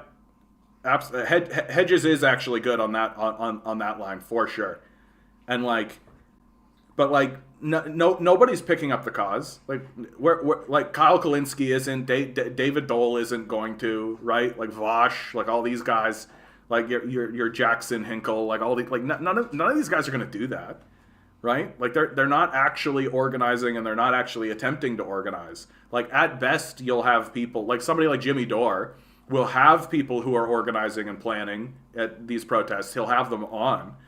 And honestly, one of the things that has really hurt leftists is that leftists take COVID seriously, right? The right doesn't take COVID seriously, and so it can actually organize these ways, right? Whereas the left does take COVID seriously, and it's created a lot of hesitancy. Like last year, I went to a basic income protest that got a lot of people out, a really healthy number of people out, but the decisions that the organizers were making they couldn't have decided to diffuse energy better, right? They chose to diffuse that energy, right? And when I asked them like, why are you doing this? Their response was, we're concerned about COVID, right? And so COVID is being used as a way to ensure the left, or I don't know if it's being used, but it certainly has become, right, a way. Well, don't shit on UBI Works, bud. Like they're doing the work, and they're getting the people out, right? They're just scared of COVID right now, and they also believe that there is a political solution, right? They believe that all they got to do is say the right things, and they got to treat the political class like their buddies, right? Like that's all. I try to do my best quoting Surround the Halls of Power on leftist groups, handing up flyers all over Hamilton. Yeah, you got to do what you got to do, bud. Hassan is a leftist because right now it's cool to be a leftist. Yeah, I mean, I do think that Hassan does carry with him some credibility because he's fairly well informed. Like, he obviously has gaps. Like, his Julian Assange position is baffling to me, but everybody has those gaps. But yeah, my critique of him is the same as the rest of these guys. Like, he's not organizing anybody. He doesn't care. Like, he's not actually, like, he's interested in his business, right? And if it became suddenly dangerous to be a leftist, he'd probably stop, right? Just like the rest of them. Fight for 15 in fairness too. I mean, at this point, like, fighting for 15 is a joke in my mind. Like, fight for scraps. No. Like, anything less than get rid of these guys. Like, anything less than transferring the means of production. Like, literally get rid of the capitalist class. Like, these guys are psychopaths. Like, what do we need to see? Right? Like, they're completely willing to abandon huge sections of the populace. Right? They're actively doing it. Right? It's their strategy. It's their plan. Like, they're... And we're turning around, and in the face of their total abandonment of us, we're saying, hey, pay us not even enough to pay rent. Like, it's scraps. It's total scraps. Anything less than get rid of the psychopath class is just like a total whiff in my mind. They are using Nord Stream 2 as a means of political pressure, as one described it. Einer, you always make me read stuff, dude. To prevent foot disease, we amputate the foot. I like that, dude. People like Vosh, David Dole, I don't know who Mike Fegredo are, the synthetic left. Yeah, culture war stuff, exactly. So, and once you actually begin to pressure them on more serious issues like imperialism, right? Like the role of capitalism in suppressing us or any of this kind of stuff, they immediately collapse. Someone like Vosh actually becomes like a pretty far right conservative type in terms of his defense of the empire, right? Like, in terms of culture, Vosh is more than happy to be on the left, but in terms of the empire, he's as far right as any of these Republicans are.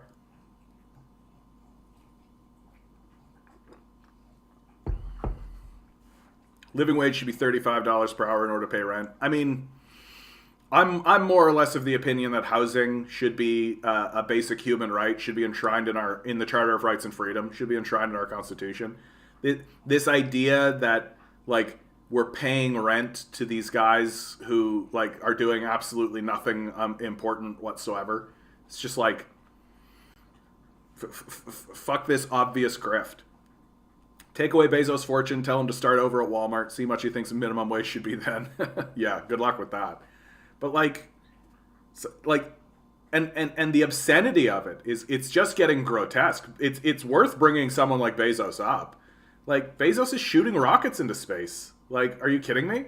You can't think of anything better to spend your money on than just like joyrides into space, which incidentally are like hyper polluting and causing more problems. Or like somebody like Musk. Like recently, Elon Musk, do I have it right here? Yeah. Elon Musk's company confirms monkeys died in brain chip testing project, denies animal cruelty. Like, the narrative that's coming out here is that they're literally torturing monkeys and chimps and stuff by putting fucking brain chips in their head and letting them suffer to death. Like, fuck these guys. These guys are like neo-Nazi level. Like, these guys are insane. Right? Like, you can't tell a story about Superman. Like, you can't create villains. Like, I don't understand it. Like, it's just getting to be fucking ridiculous. Fucking ridiculous, man.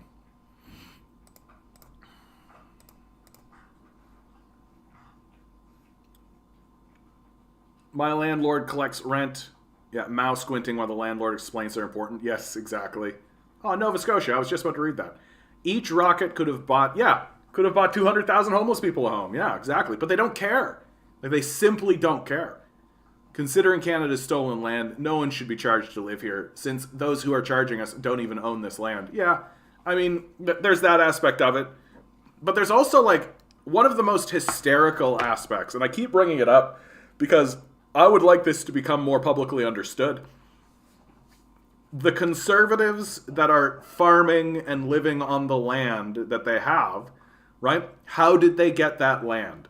Well, there's an act called the Canadian Dominion Act, right? So the Canadian Dominion Act was how the prairies were colonized. If you were a white British man, right? And that's explicitly stated in the act. If you're a white British man, you can move to the prairies and get 360 acres of land for free, right? And this is how these current conservatives have their land. That their daddy passes it down, or their granddaddy passes it to their daddy, and their daddy passes it on to them, right?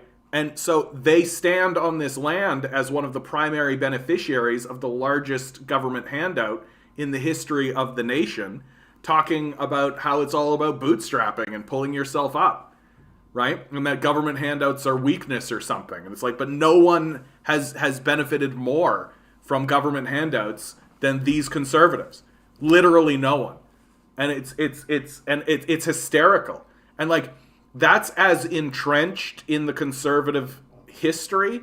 Like, Jordan Peterson's family, like Jordan Peterson, the epitome of individualism to individualize your individualism, right? You are the author of your own fate. His family are Albertan ranchers, right? That means that they came out to Alberta, received 360 acres of free land, and so that he could stand upon it and say the only way to succeed is through your own individual effort. Like, this is the incoherence that exists in the conservative mindset. That literally they are the major beneficiaries of enormous government handouts. And this is even before we get into the conversation about whose land was it before. Like, we stole that land.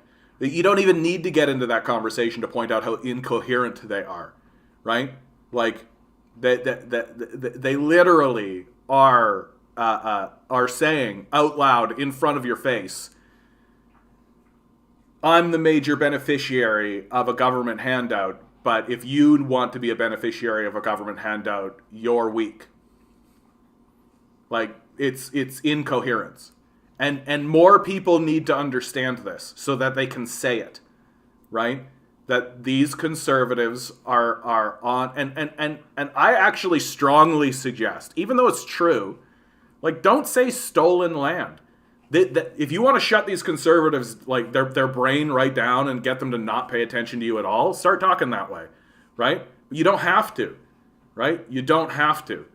That the fact that they had free land given to their family in the first place is good enough, right? And like, oh my God, ugh. I just like shaved my head and now everything is like hair everywhere. And it's really weird to me that the Canadian Dominion Act is not in the conversation. Like, it's not just obviously understood. Dominion Act.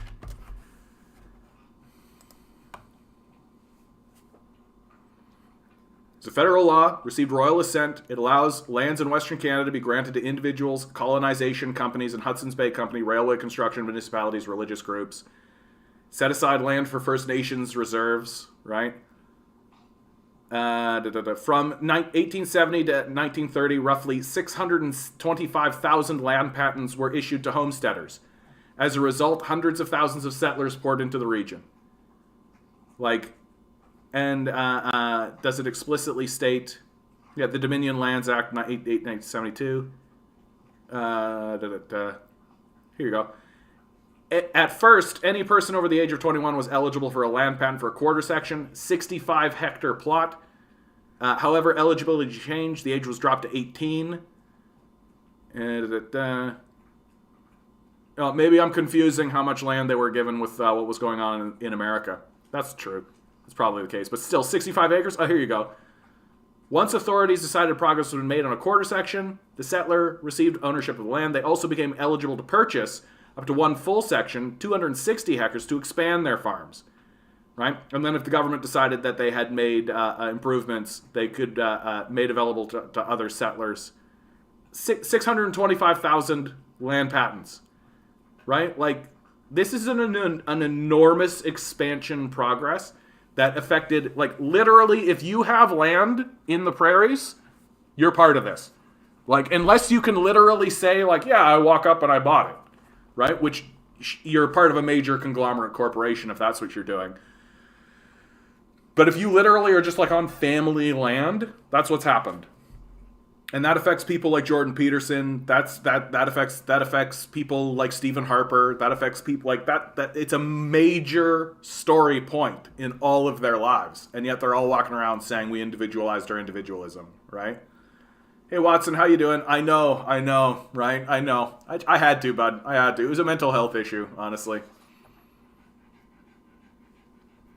Yeah, my landlord collect rent in half a dozen places, sits around, play with crypto market all day. Yeah, exactly. Crypto. What a joke that is, man.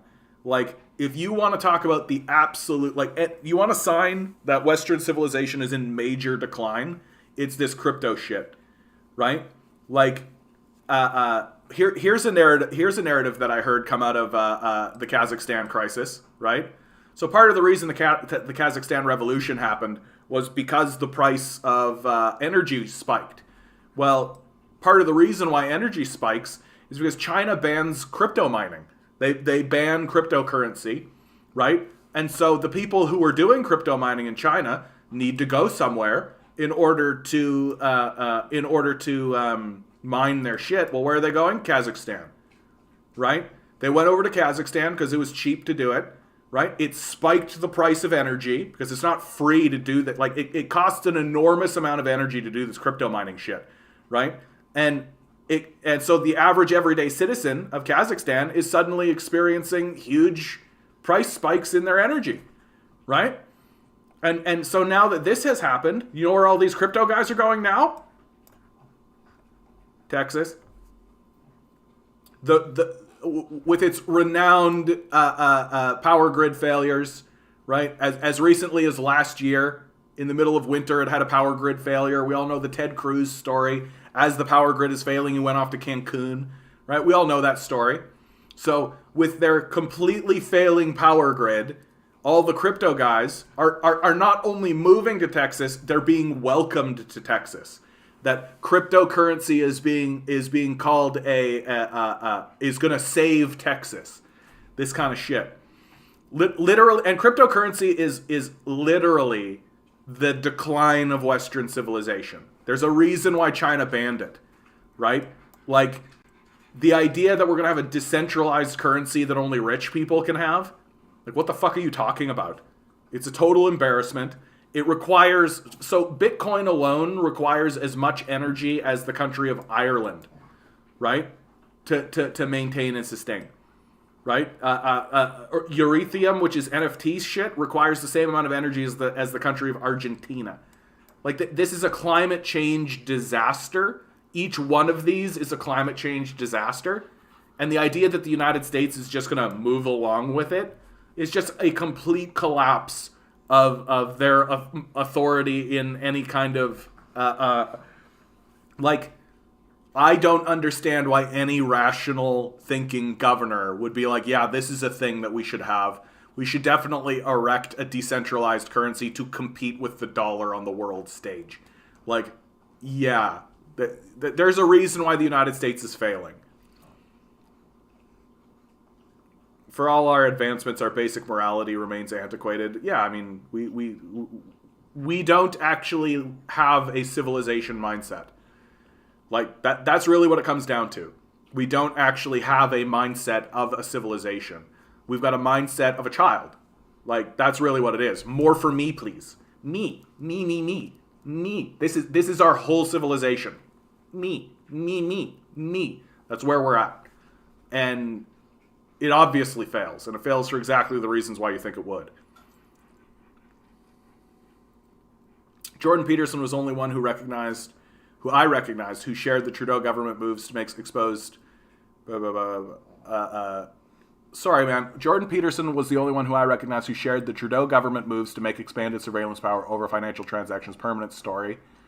Not a gotcha, just interesting. No, and when it comes to... Like, Peterson is actually really good when it comes to calling out the liberals, right? Like, he just has bought into the idea that the conservatives won't act the exact same way.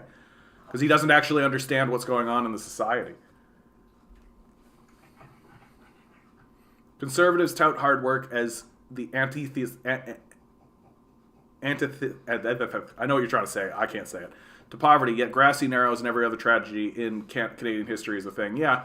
And I mean, like, the hard work narrative kind of falls apart. Like, because what are you working at? What are you working towards? Like, and if you don't actually have a structural analysis of what happens in your society, and all you're saying is just bootstrap it, then when people fall through the cracks of it, or when people are abandoned actively by it, you can just pretend as though, it's their fault, which is the whole goal of conservatism ultimately, right?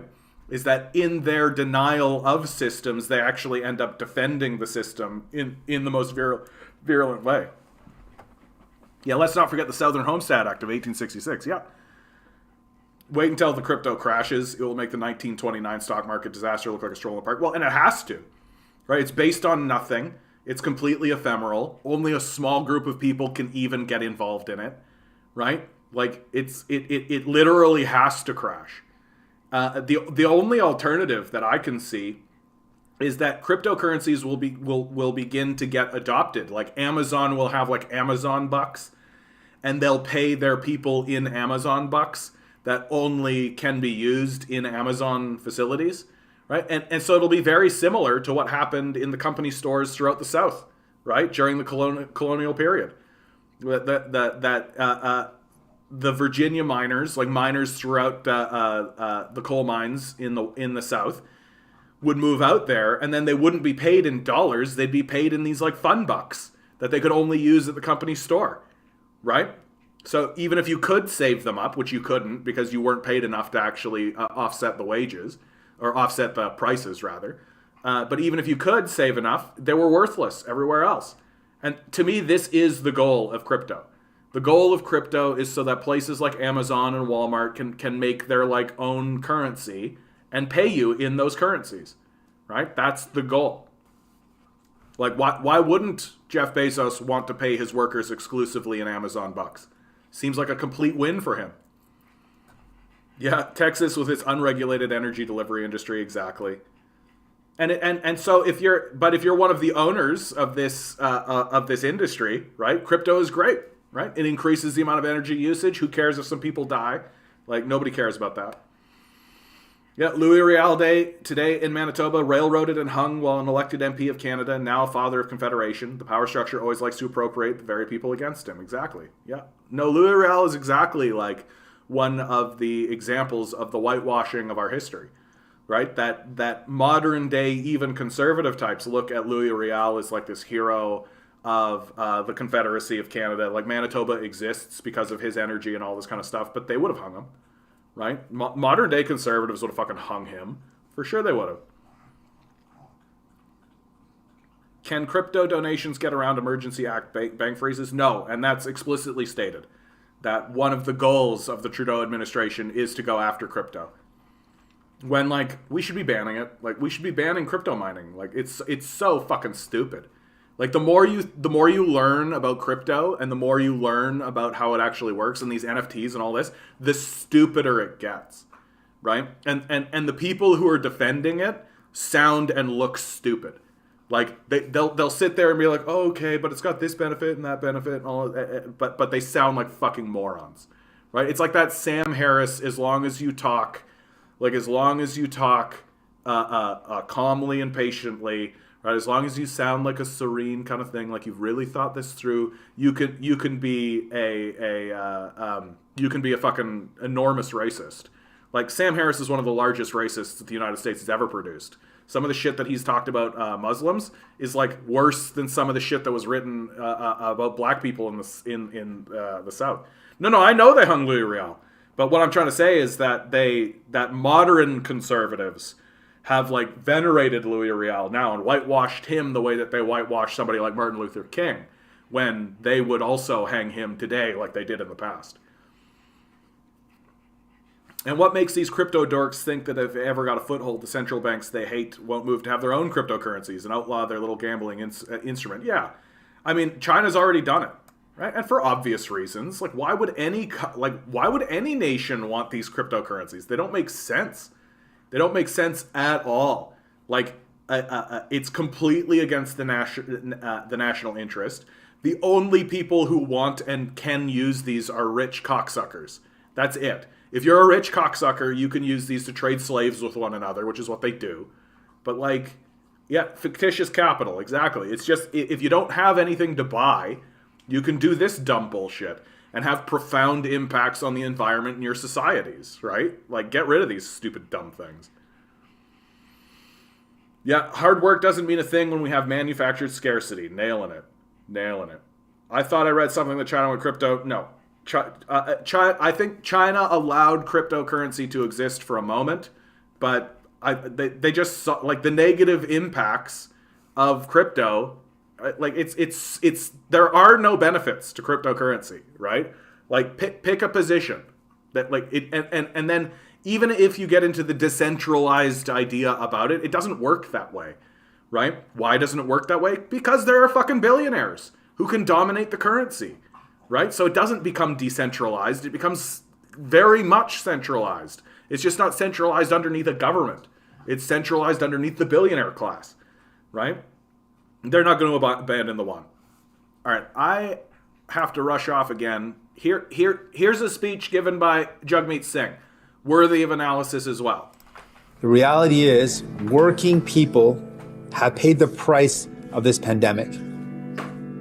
While big companies took government money and gave out shareholder dividends and CEO bonuses, frontline workers got sick.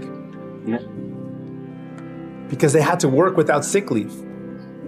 Parents struggled to keep their kids at home while schools were closed and big box stores stayed open. You are right to be angry that life has only gotten harder over these past 2 years. That it is almost impossible to buy a home, to keep a roof over your head, or to rent a decent place to live. Because wealthy speculators are driving up the cost of housing. You are right to be angry that the cost of groceries go up to feed the profits of wealthy corporate grocery stores. You are right to be angry that you work hard and pay your taxes, but the super wealthy and big businesses don't pay their fair share. And you are right to be angry that your life has become harder, while the super wealthy and powerful have only added to their wealth and power. I'm angry too. And when I get angry, I fight. But I learned long ago that my anger and my fight is not with the powerless. Your anger, your fight is not with Canadians. It's with those at the very top, the powerful who have built a system rigged against working people.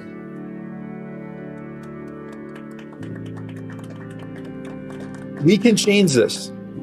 We can change this, but only if we come together to fight for a Canada that doesn't leave people behind while others profit. The story of this pandemic is not one of division. It's one of solidarity.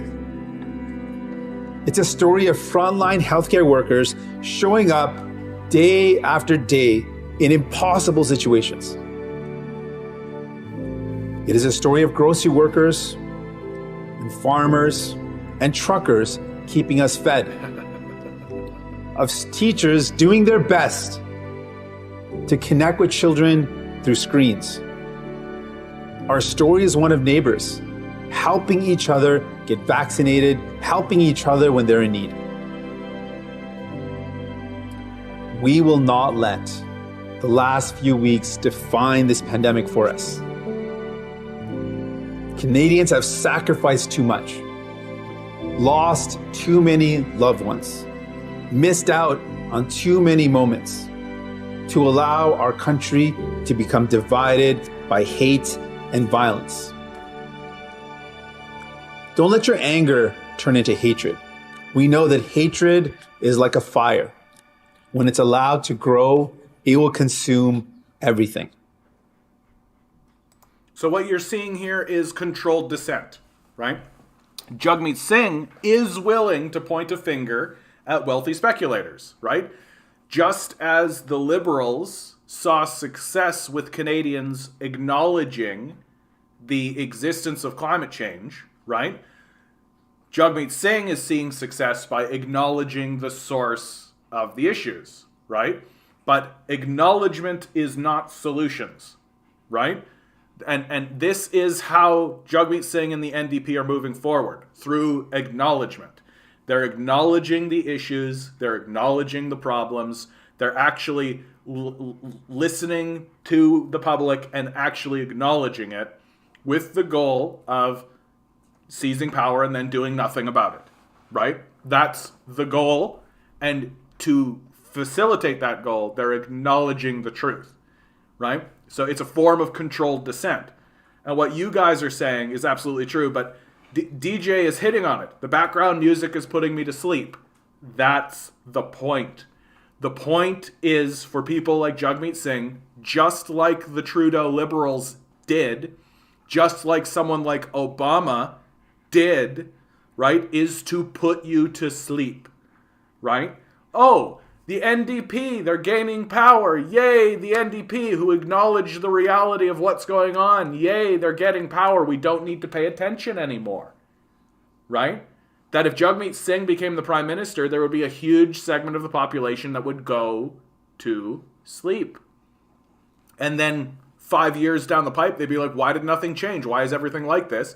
Because they fail to recognize that Jagmeet Singh is there to put you to sleep, so that you'll say, oh, my issues have been acknowledged. Hope and change, right? My issues have been acknowledged. And clearly the person who acknowledges my issues is actually going to do something to actually resolve them. Nope. Right? Just like Trudeau didn't about climate change. He's actually been worse than Stephen Harper when it comes to the issue of climate change. And like this leads to, but it's important for us to watch this and to see it in real time and to see the controlled dissent of the populace, right? And like, was this speech actually that much different than what Pierre Poilievre did? We watched Pierre Poilievre's speech. Was this speech that much different? The only difference is that Jagmeet was willing to mention the power of the wealthy, right? but the wealthy are actually fine with that, right? The wealthy are fine with that. They don't mind that Jugmeat is actually pointing at them and saying, hey, look at this thing, because at the end of the day, they know he works for them. And he understands that that's his political position, that that's his political grift. And they would rather have someone like him doing it than someone like me doing it. Yeah, Jugmeat, we wouldn't be impoverished if you didn't let JT cut CRB. Yeah. The problem here is that Singh and the NDP are good with the working class platitudes, but never enact them when they get into power. Exactly, Watson. I don't take anything seriously when it comes to Jugmeat. He's lost my trust and respect for him. Yeah. Did you get the music from the Ontario NDP? Yeah. Social Democrats have a long and sordid history of selling out the working class to the ruling class when the chips are down. Yeah.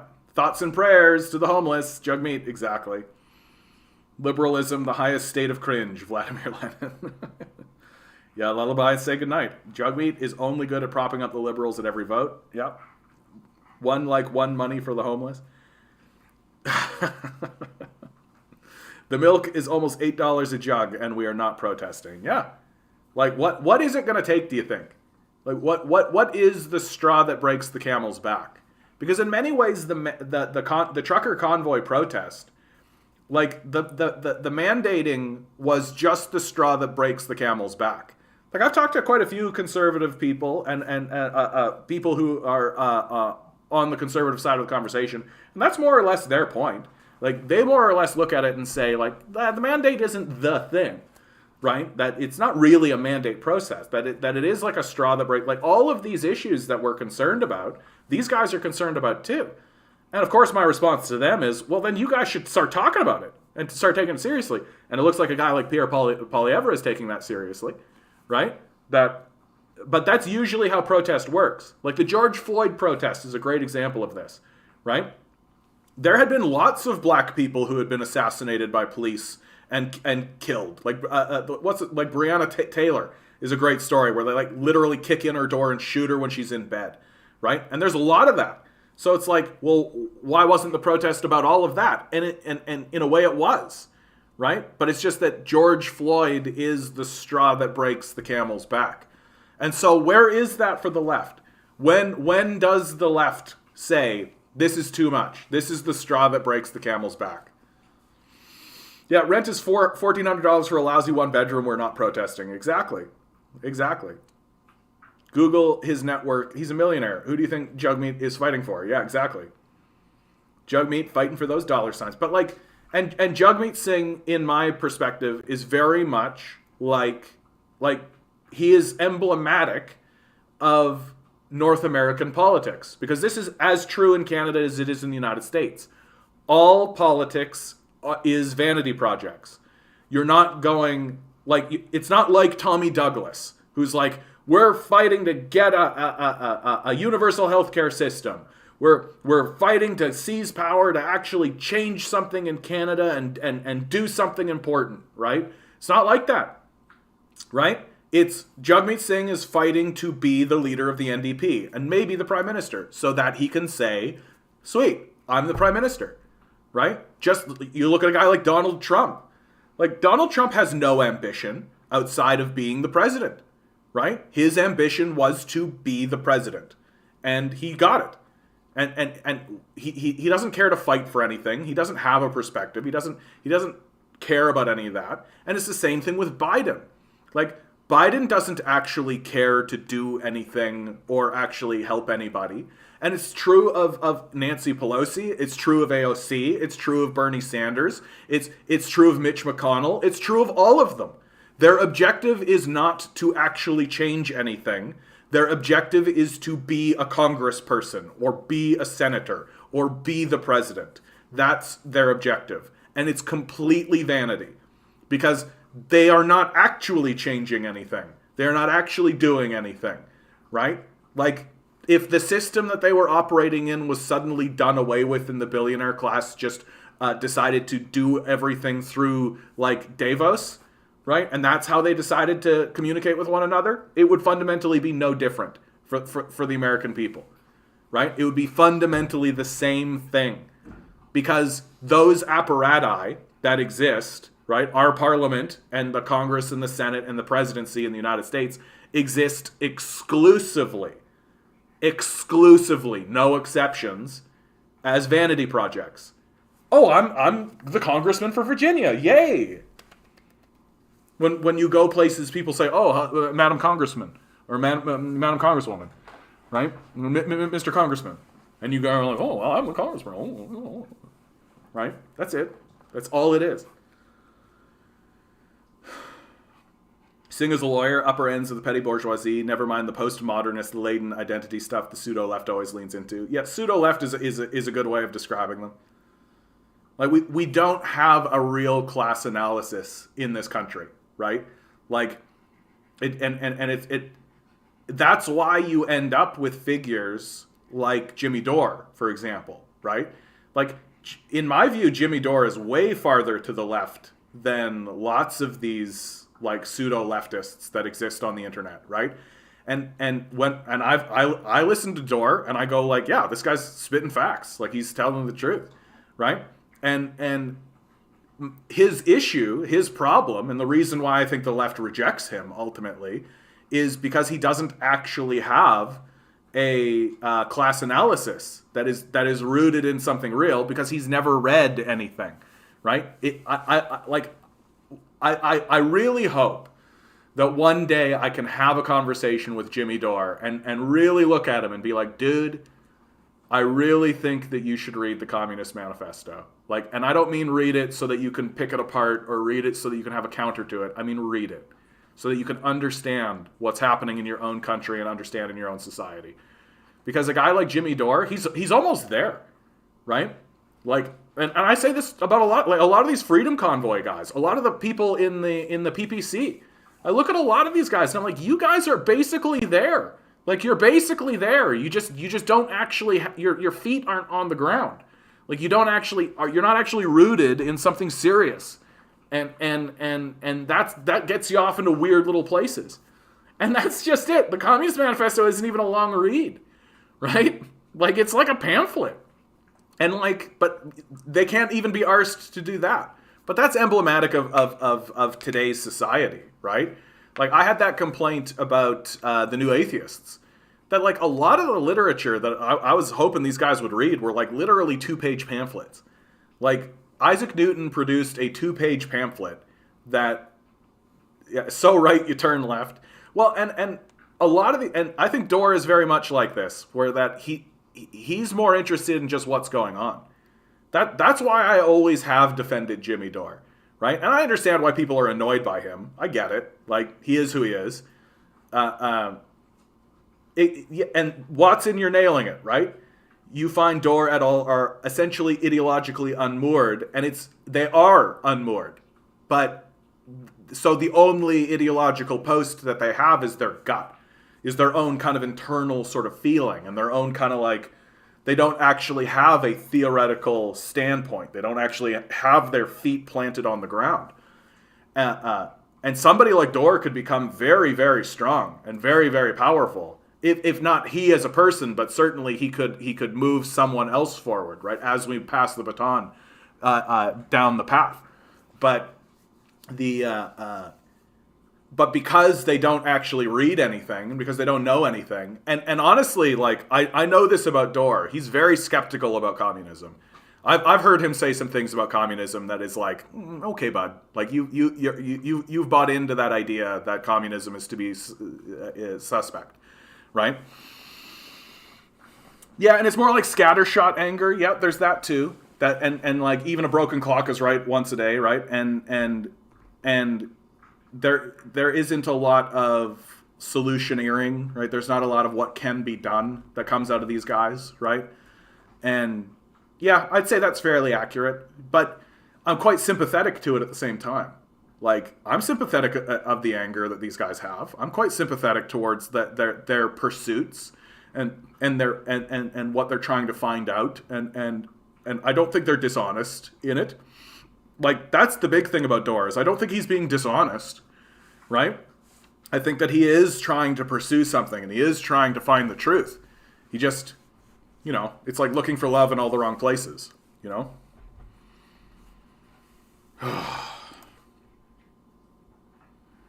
everything inflation. It's not just gas and food anymore. The wages aren't keeping up. Dorr is a demoralized petty bourgeoisie. At least that's my take on his rightish leaning. I mean, I don't think it's fair to call him petty bourgeoisie, right? Like, he's a nightclub comedian. Like, to me, he seems firmly entrenched in working class and has working class sentimentality.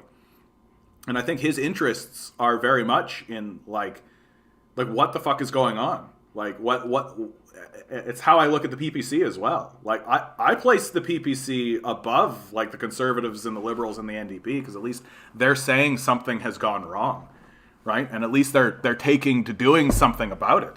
And you can critique them, and of course there are definitely things to critique, but their impulse to find solutions is moored in reality, right? I just don't think they have a critical analysis of their society.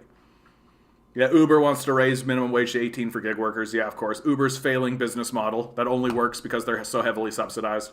Fucking get rid of these guys. Fucking get rid of Uber. Like, fuck these guys. I cannot believe we are still allowing this Uber bullshit to continue on. Unbelievable. Let's see if this article actually even talks about wealth and power, right? So everything seems to be getting more expensive. Food, gas, housing prices are on the rise while paychecks are slow to keep pace. This explains why, right? Canadians familiar with the way rising prices have been taking a chomp out of their spending power are now facing something worse than they've encountered so far. Rising pump prices are now grimly routine. We've grown to expect the effect of shipping delays on food. High housing costs are just an appalling Canadian fact of life. But towards the end of 2021, that recognizable pattern of rising prices began to change. Until about 3 months ago, Canadians apportioning their weekly budgets would have noticed most price increases occurring in very few distinct, relatively volatile categories, such as food, fuel, and accommodation. Not anymore. While economists differ on why it's happening, yeah, here you go, protect the billionaire class, right? Don't pay any attention to the billionaire class.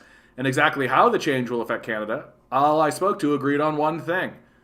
The story is no longer about energy, about food, about housing, said Tu Nugent, a Toronto-based economist with the consultancy RSM Canada. It's about pretty much anything in the economy. It used to be that Canadians trying to keep within a budget could seek cheaper goods. They could avoid driving when gas was expensive, for example, or alter their diets to cut back on imported food. But when inflation is general, that becomes harder. It's almost as though we've been taken over by conglomerate monopolies, right? Who can charge us whatever they want because we have to buy from them. Oh, it's almost like that's the fucking case. According to some economists, it's a sign that inflation may have set for the longer term and will begin to hurt Canadians more. Yeah, it's almost like the psychopath class is gouging us as much as they can to extract as much wealth as they can before they ultimately abandon us. Those at the low end of the wage scale, including women, recent immigrants, and those in precarious work, are more deeply affected by generalized inflation. People with stagnant incomes and weak bargaining power end up paying higher prices, even for less expensive goods and services. New evidence that everything inflation has surged arrived in the same Statistic Canada report that showed prices overall were climbing at 5.1% a year, the highest rate since 1991. Here you go, getting to the core of the matter. Let's see the bullshit. But behind that headline number, people like Stephen Tapp, chief economist at the Canadian Chamber of Commerce, drew attention to the 3 ways Statistics Canada measures something called core inflation, an attempt by statisticians to measure underlying movement in prices by chopping out volatile goods. The strategy, Tapp said, is to exclude prices that tend to rise temporarily, price hikes that might just unwind and go away without becoming part of long-term inflation. Like, just listen to how these guys are even fucking talking about this. There's like no sense that that Canada is being taken over by monopolies, right? Like, that's what's happening here. Like, what's being called big box stores, right? Well, what do you think those big box stores are? What's remarkable about the graph Tapp posted, which is shown below, is that until November, core inflation had been dead on target for years, hovering at about 2%, while headline inflation, a number with all the volatile goods still included, has zipped up and down. But suddenly, all 3 core measures have begun to climb. Yeah, because the monopolies are raising prices because they can. We don't have a choice. Those core measures, blah, blah, blah. Jesus Christ. explained that the rise in underlying inflation after volatile goods have been removed has two potential explanations. Here we go. One is that the rising volatile prices feed back into core because everything is shipped or needs energy or has imported components, right? Just technobabble, right? The other is that as inflation rises, everybody expects it to keep rising. So businesses plan price hikes to keep with expected inflation, and workers try to do the same with their wages. So here's getting closer to the mark, right? Businesses plan price hikes. Yeah, they're jacking the price of goods while experiencing huge... It's just so fucking annoying, right?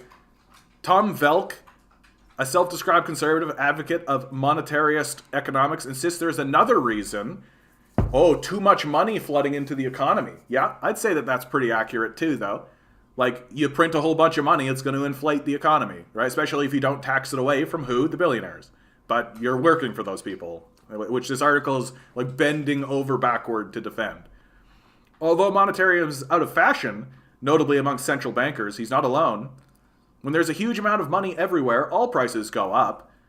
There's too much damn money until it's soaked up with lower government spending. Yeah, I love this. With lower government spending, austerity, and less central bank stimulus, right? So stop printing money, austerity. Core inflation's not going to go away. No talk whatsoever of taxing it from the billionaire class, right? That we've printed too much money and it's in giant pools of enormous wealth, but the thing to do is commit austerity against the populace, right?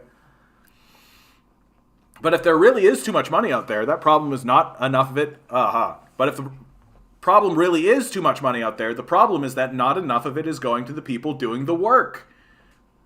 If Canadians are falling behind, the reason is not strictly because prices are rising. The problem is that over the past year, as inflation surged above 5%, incomes have failed to keep pace, which is the strategy, right? We're experiencing an extraction.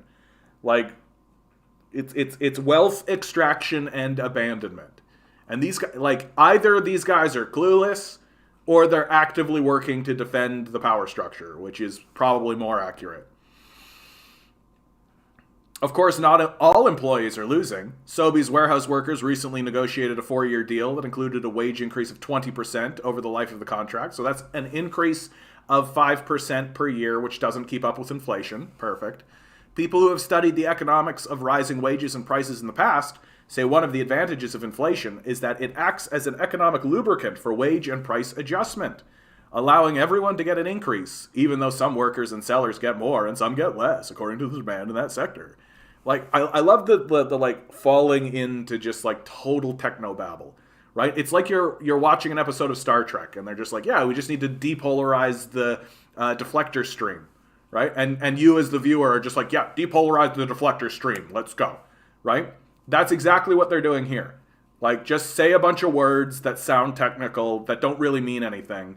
And if you actually do dig into it to figure out what it is, it literally is just like nothing most of the time, right? Like that's like reduced government spending is like that. It sounds right. Like, it sounds like, oh yeah, reduce government spending, obviously. But what they're talking about is austerity.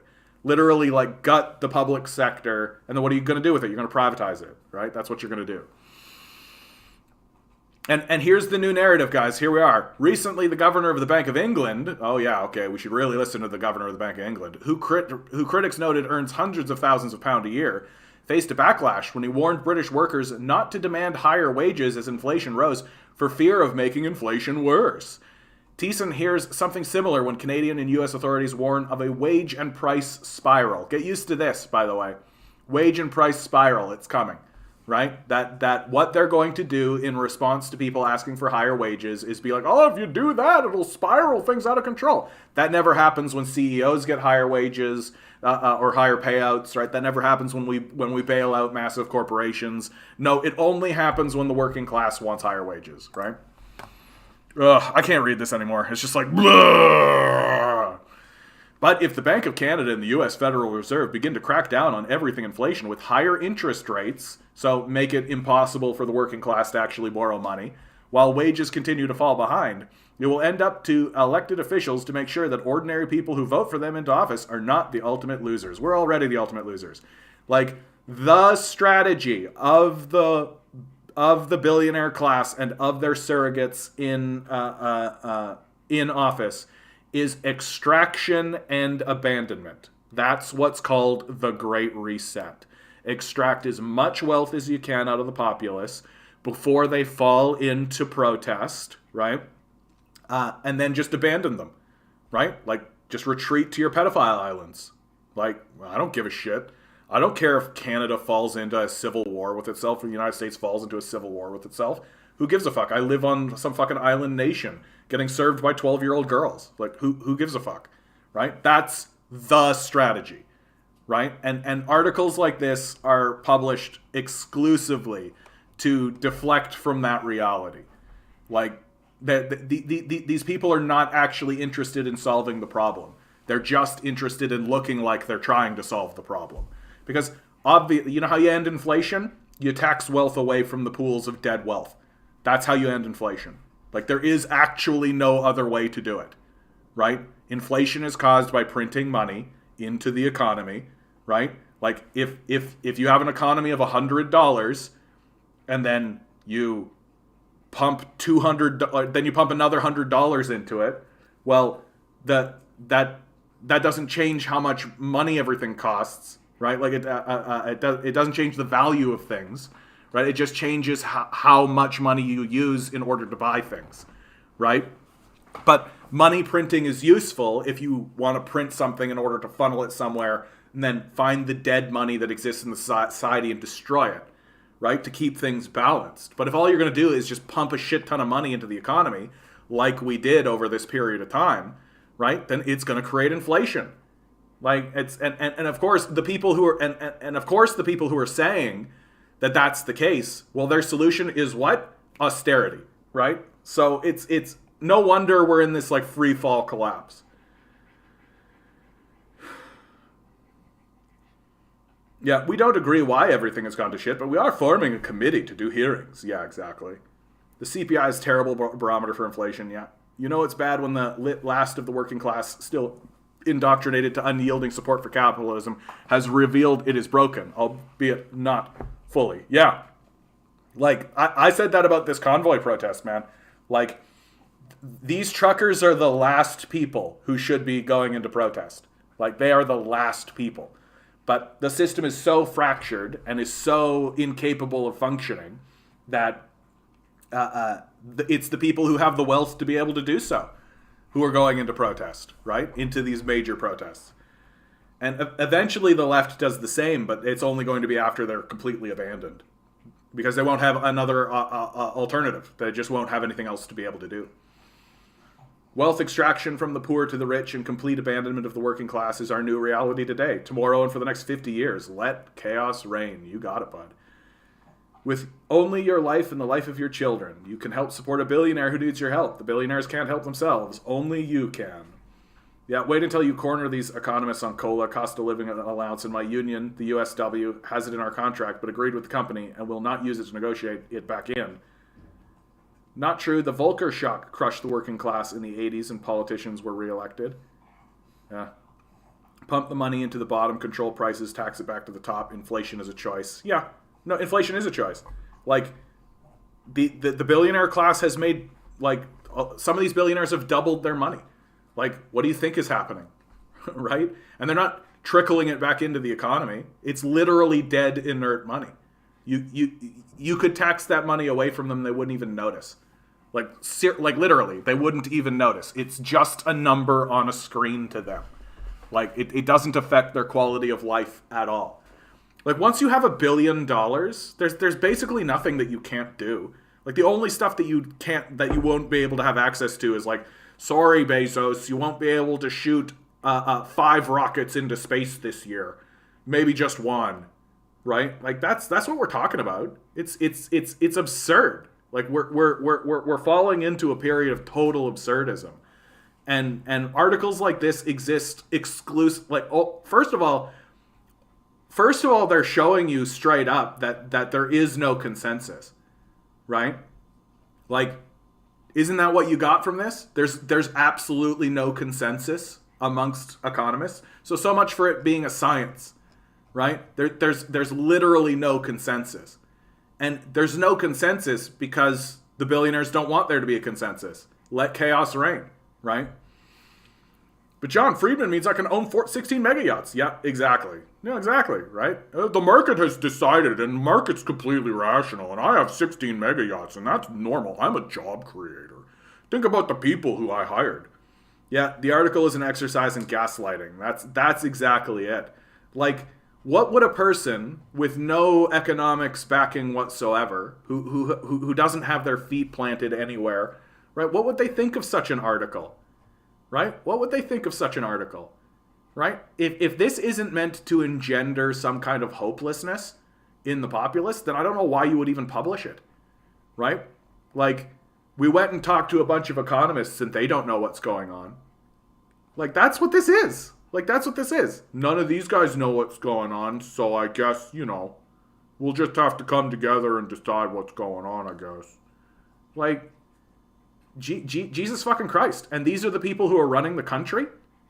Like, literally nobody actually agrees what's actually happening? The CBC article is their answer to the National Post pro-capitalist manifesto. Oh, dude, that capitalist manifesto was an embarrassment. What a fucking embarrassment that was. Like Jesus Christ.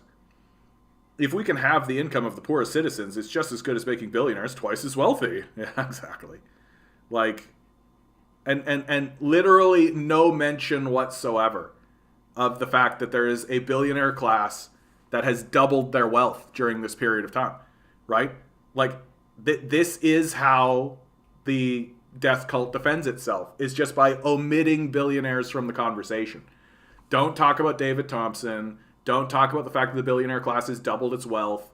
Don't talk about any of that shit, right? None of that exists in the conversation. Don't even talk about it, right? Like, it's brilliant if you can get away with it. And that's exactly what they're doing here, right? Like, create a series of narratives to try and blame it on the fact, like, oh, guys, the reason why inflation is happening is because of the wage and price spiral, right? If you ask for bigger wages, that creates inflation. Yeah. And if people are stupid and gullible enough, they'll believe it. And I mean, we're extremely gullible as a people. If it wasn't for capitalism, we would have Squid Game. If it wasn't for Nazism, we wouldn't have Holocaust documentary.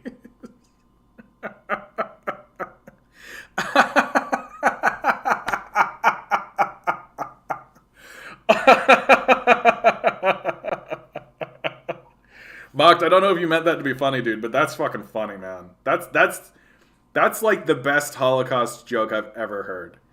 For real. Like, because it's so fucking absolutely accurate. Like, if it wasn't for capitalism, we wouldn't have this sterling critique of capitalism. Brutal. NATO was founded as a jobs program for Nazi officials. I think we're getting into the memes side of this. Oh yeah, here's. I always say, anytime I find a real articulation from the populace, I'm gonna read it. Has anyone else completely given up? I'm 31 years old. I quit my job because I was being treated like dog shit, and it wasn't paying the bills anyway. Such has been the case in the last 3 jobs. Everything from being written up for having to quarantine, to being screamed at for someone else's mistake, to having payroll add unpaid lunch breaks that I wasn't taking. I'm done. I'm done begging for basic human decency from employers. I'm done devoting 40 hours a week to companies and still stressing because I can barely make rent every month, even though it's split 3 ways. I'm in the process of moving back in with family, and I have no intention of continuing to work, other than DoorDash. Because what is the fucking point? Am I the only one who's come to the soul-crushing realization that even my smallest dreams in life are completely out of reach? Like living alone, having a space that's completely mine. That's what my hopes and dreams have been whittled down to, and even that's become unattainable. The dream used to be buying myself a decent house with room for a garden, decorating the house to my liking, being able to travel occasionally, maybe getting a dog, maybe sharing that dream with someone if I happen to meet the right person. In hindsight, it was a pretty simple dream. I wasn't asking for much. Over the last few years, as things have steadily gone downhill for working class Americans, I've been forced to shed pieces of that dream, and my last sheds of hope along with them. The last piece of hope that I held on to was that someday I'd get to live alone. That someday I wouldn't have to share a tiny one-bathroom apartment with at least 2 other people. I no longer cared if I got to live alone in a home that I owned and furnished. I became content with the idea of living alone in a shitty apartment in a bad neighborhood filled with hand-me-down furniture. I held onto that deluded dream until I couldn't anymore. Until I realized that even if I worked 2 full-time jobs, I wouldn't be able to afford a damn shoebox by myself. So, I give up. I'm burnt out. I can't spin my wheels anymore. I'm going to work as needed, on my own time, on my own schedule. I'm going to read as much as I want and sit in the sun and go swimming and plant flowers. I'm going to try my best to let go of the shame of living with my family at the age of 31. I'm going to try my best to let go of the shame of having nothing to show for the last 16 years I've spent in the workforce. I'm going to breathe and try to remember what it feels like to enjoy my life. And I'm going to remind myself how lucky I am that I even had the option of moving back in with my family, because I know so many people who have no choice but to just keep trucking through this mess that is capitalism. I hope someday we're able to create a world where a person can work hard and have something to show for it besides a broken body and smothered dreams.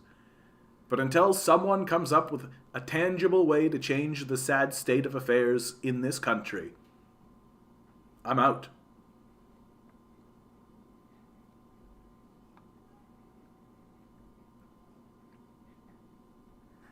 Andrew McLeod, CEO of Post Media, earned $25 million in salary, $15 million in bonuses and stock options, while the local paperboy earns 10 cents per paper for a delivery. Yeah, that's exploitation at its finest. Always remember, if they could throw your children into mines, they would. The ICFI has said the pandemic is a triggering event for the global proletariat, much like World War I. This proclamation seems to be a true assessment. Which direction this takes is still up for grabs. Hard-hitting stuff. Well, there's a new name I haven't seen before. It is poetic, isn't it? One of the things that I think is just fundamentally true, the artists are the most dangerous enemies the capitalist death cult has. It's why they had to dismantle arts funding. It's why they had to go after the arts. And they have gone after the arts. They've dismantled any supports that the arts have. And even through this pandemic period. Because they know that it's the artists that are the true enemy of the capitalist death cult. But now it's getting too much that even regular working class people, just through the process of speaking from their heart and saying their piece, are beginning to make these incredible statements. I've read things from bus drivers, teachers, on this channel. I'm sure if somebody went back through my stuff, you could create like a nice little compilation of it. Of people who have just given up. People who see the truth. And their expressions of it are as powerful as anything any artist could come up with. Because it's gotten so obvious. And the people who are defending this system are some of the darkest people in the history of mankind, right? Like, you could supplant someone like Ben Shapiro into Nazi Germany and he would be quite comfortable there.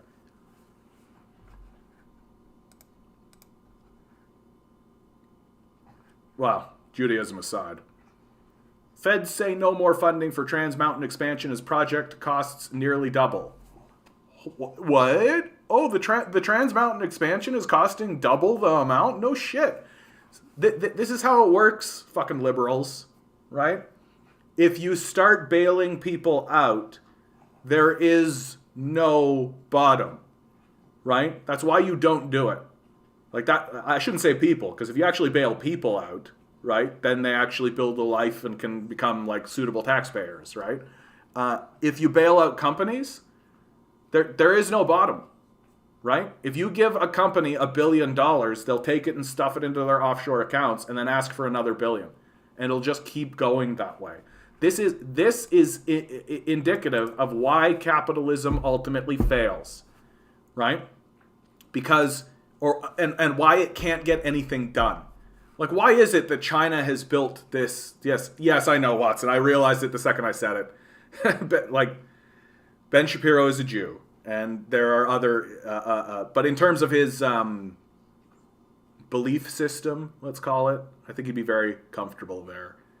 Like, I mean, Ben Shapiro would be very comfortable in Zionist Israel, let's say. Maybe that's a more appropriate pivot.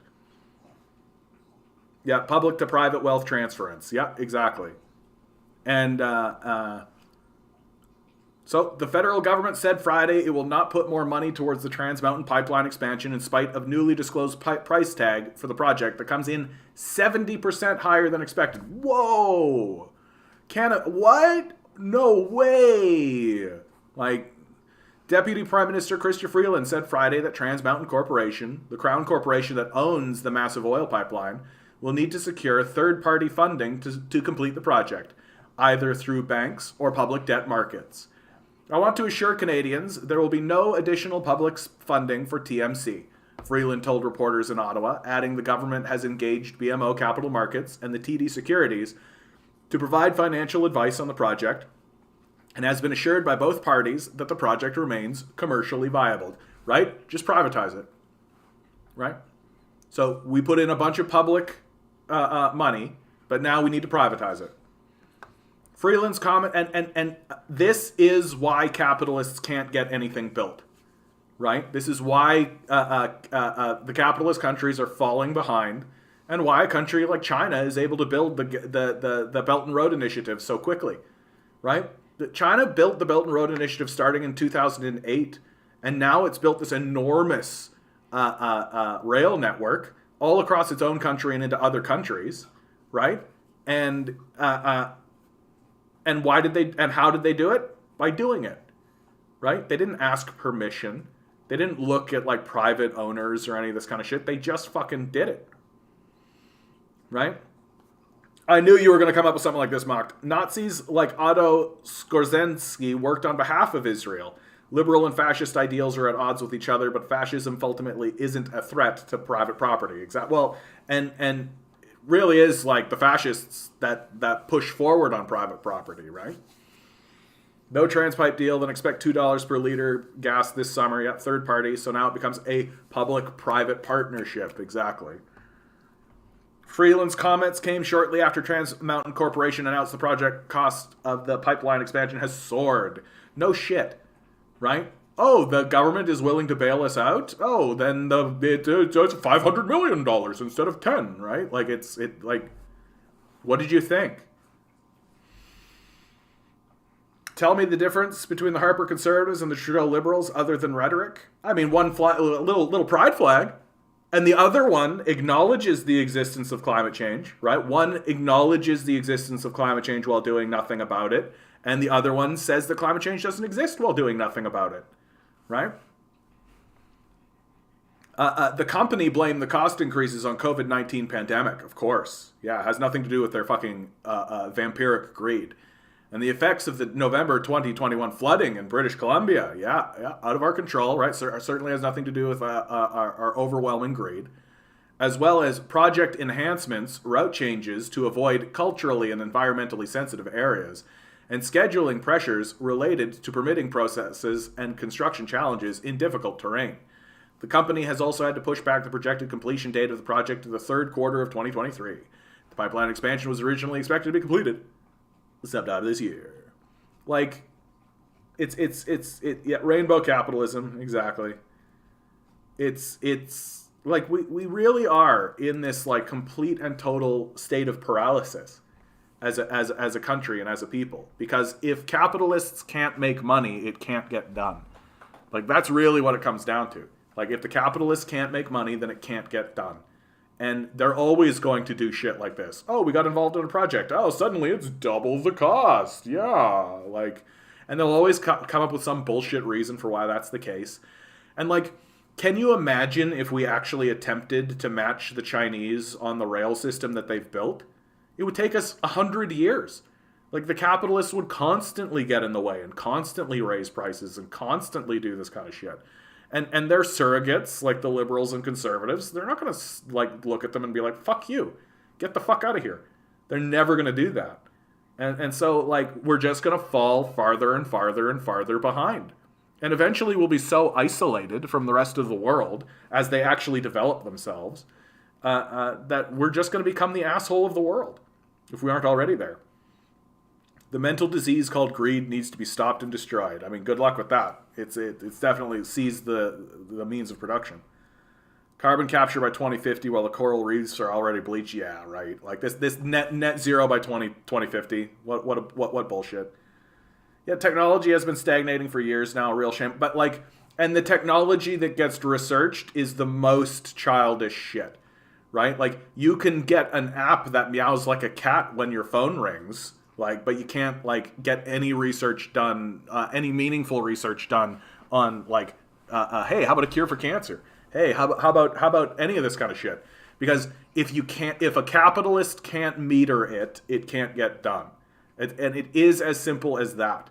Like, you think that solar and electrical energy wasn't being researched in the like 1900s? Of course it was, right? We know for a fact that it was. And well, why didn't it get any funding? Why didn't it get any research? Because ultimately, at the end of the day, the capitalists knew they couldn't meter it.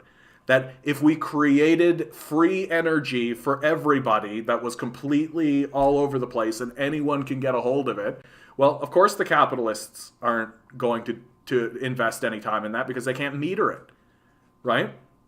Like, that's the failing of the capitalist system.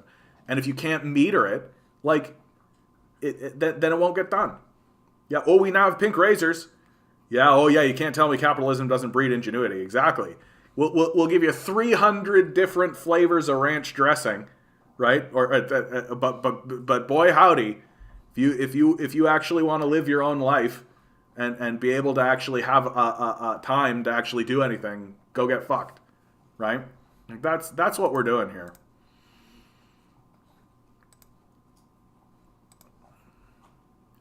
Here's something that I find interesting, actually.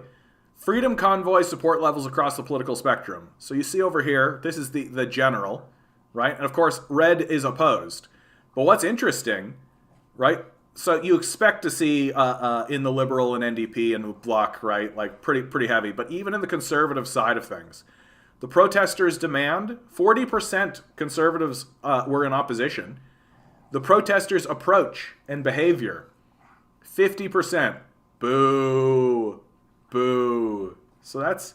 Who is Boy Howdy? Good question, bud. Good question.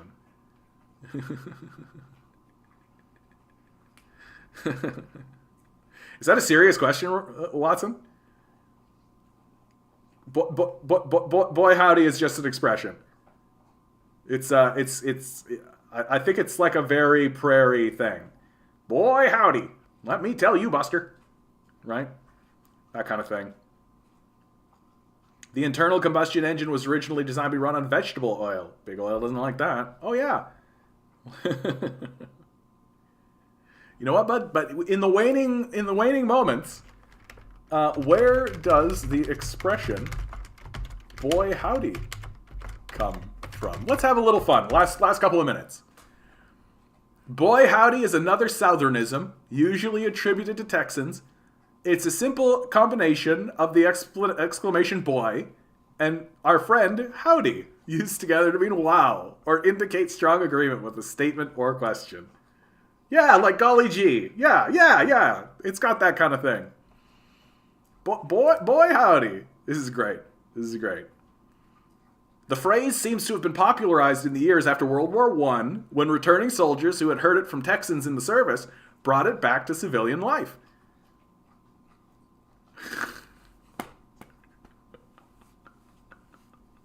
Yeah, stolen from the Yanks. But I'm from Manitoba, right? And Manitoba is very prairie, right? We're very much like the prairies. And you'll find that a lot of those sort of Southronisms find their ways, gosh darn, yeah, exactly, that kind of thing, finds its way into the prairie provinces, Manitoba, Saskatchewan, Alberta, right? Very, very much like the attitude of like Texas or Oklahoma, right? Kansas, big time. Like a lot of this place, right? Like a lot of Alabama, not so much Louisiana, but like South and North Carolina for sure, Kentucky, Tennessee, Virginia for sure. A lot of that for whatever reason, and I really do think it is because there's a lot. You can see, yeah. The I-29, right, runs right through North Dakota, South Dakota, Nebraska, Kansas, and so you end up with a lot of truckers who end up coming up, right? And they come up right through here. They come up into Manitoba, right? Connecting from the 75 into Winnipeg, and then they take the number 1 all across the prairie provinces, right? So I think that there's been like a spreading of those sorts of colloquialisms that come from the southern United States. And then, of course, up through Nebraska, North and South Dakota, Montana, Wyoming, for sure. And this is like the first time anybody has actually said, who is Boy Howdy?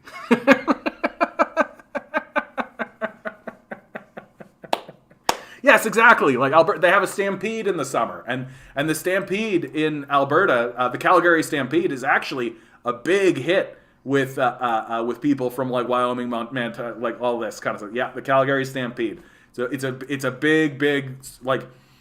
You don't often see like the cowboy hat is not actually that ubiquitous in the prairie provinces. But during the Calgary Stampede, boy, I tell you what, you got a lot of that. That reminds me of this one time. I used to work at a toy store, and one of the older women who worked there, she said the most brilliant shit I'd ever heard in my life. She walked up and said, "Who is this Pokemon anyway? What's his superpower?"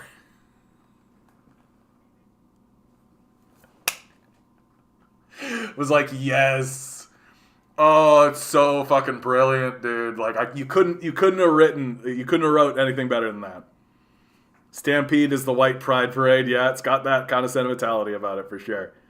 And like trying to explain to her that like no, Pokemon is not a person. It's like a whole species of like little critters. Yeah, boomer moment. It had that kind of feel about it for sure. Who is that Pokemon? It sounded like something that came out of the mouth of Marge Simpson. It just was so perfect. Like, but what a lovely woman she was. And ironically, her name was Karen. And like, she thought that the whole like annoying middle-aged women Karen thing, she thought that was hilarious. So, but she was lovely. Like she was I could never imagine her operating in the way that you would expect, like a Karen, right? But it's like, okay. You know, the world isn't fair, right? It's just like how John, right? My name is John. Well, that's also a person who solicits prostitutes, right? It's like, okay. Or like a John Doe. So I either solicit prostitutes or I'm a literal corpse. So life's not fair. Or the toilet, right? I gotta go to the John, right? But we're versatile people, us Johns. I've heard most residents of Calgary leave during the Stampede week because of all the poser cowboys, yeah. Pokemon is today's Barney the Purple Dinosaur. It does have that sort of feel about it, doesn't it? I was just a little too old for the Pokemon craze. I remember when Pokemon came in, I was like, this isn't gonna last. This is gonna be gone, right? There's a little part of me that wished I had gotten on board with it, man. I could be in with all the other Pokemon guys and be all like, yeah, let's talk about Bulbasaur. You know, who fucking cares? All right, guys. We've reached the end of it. Another good show. I really hope you guys are doing well out there, honestly.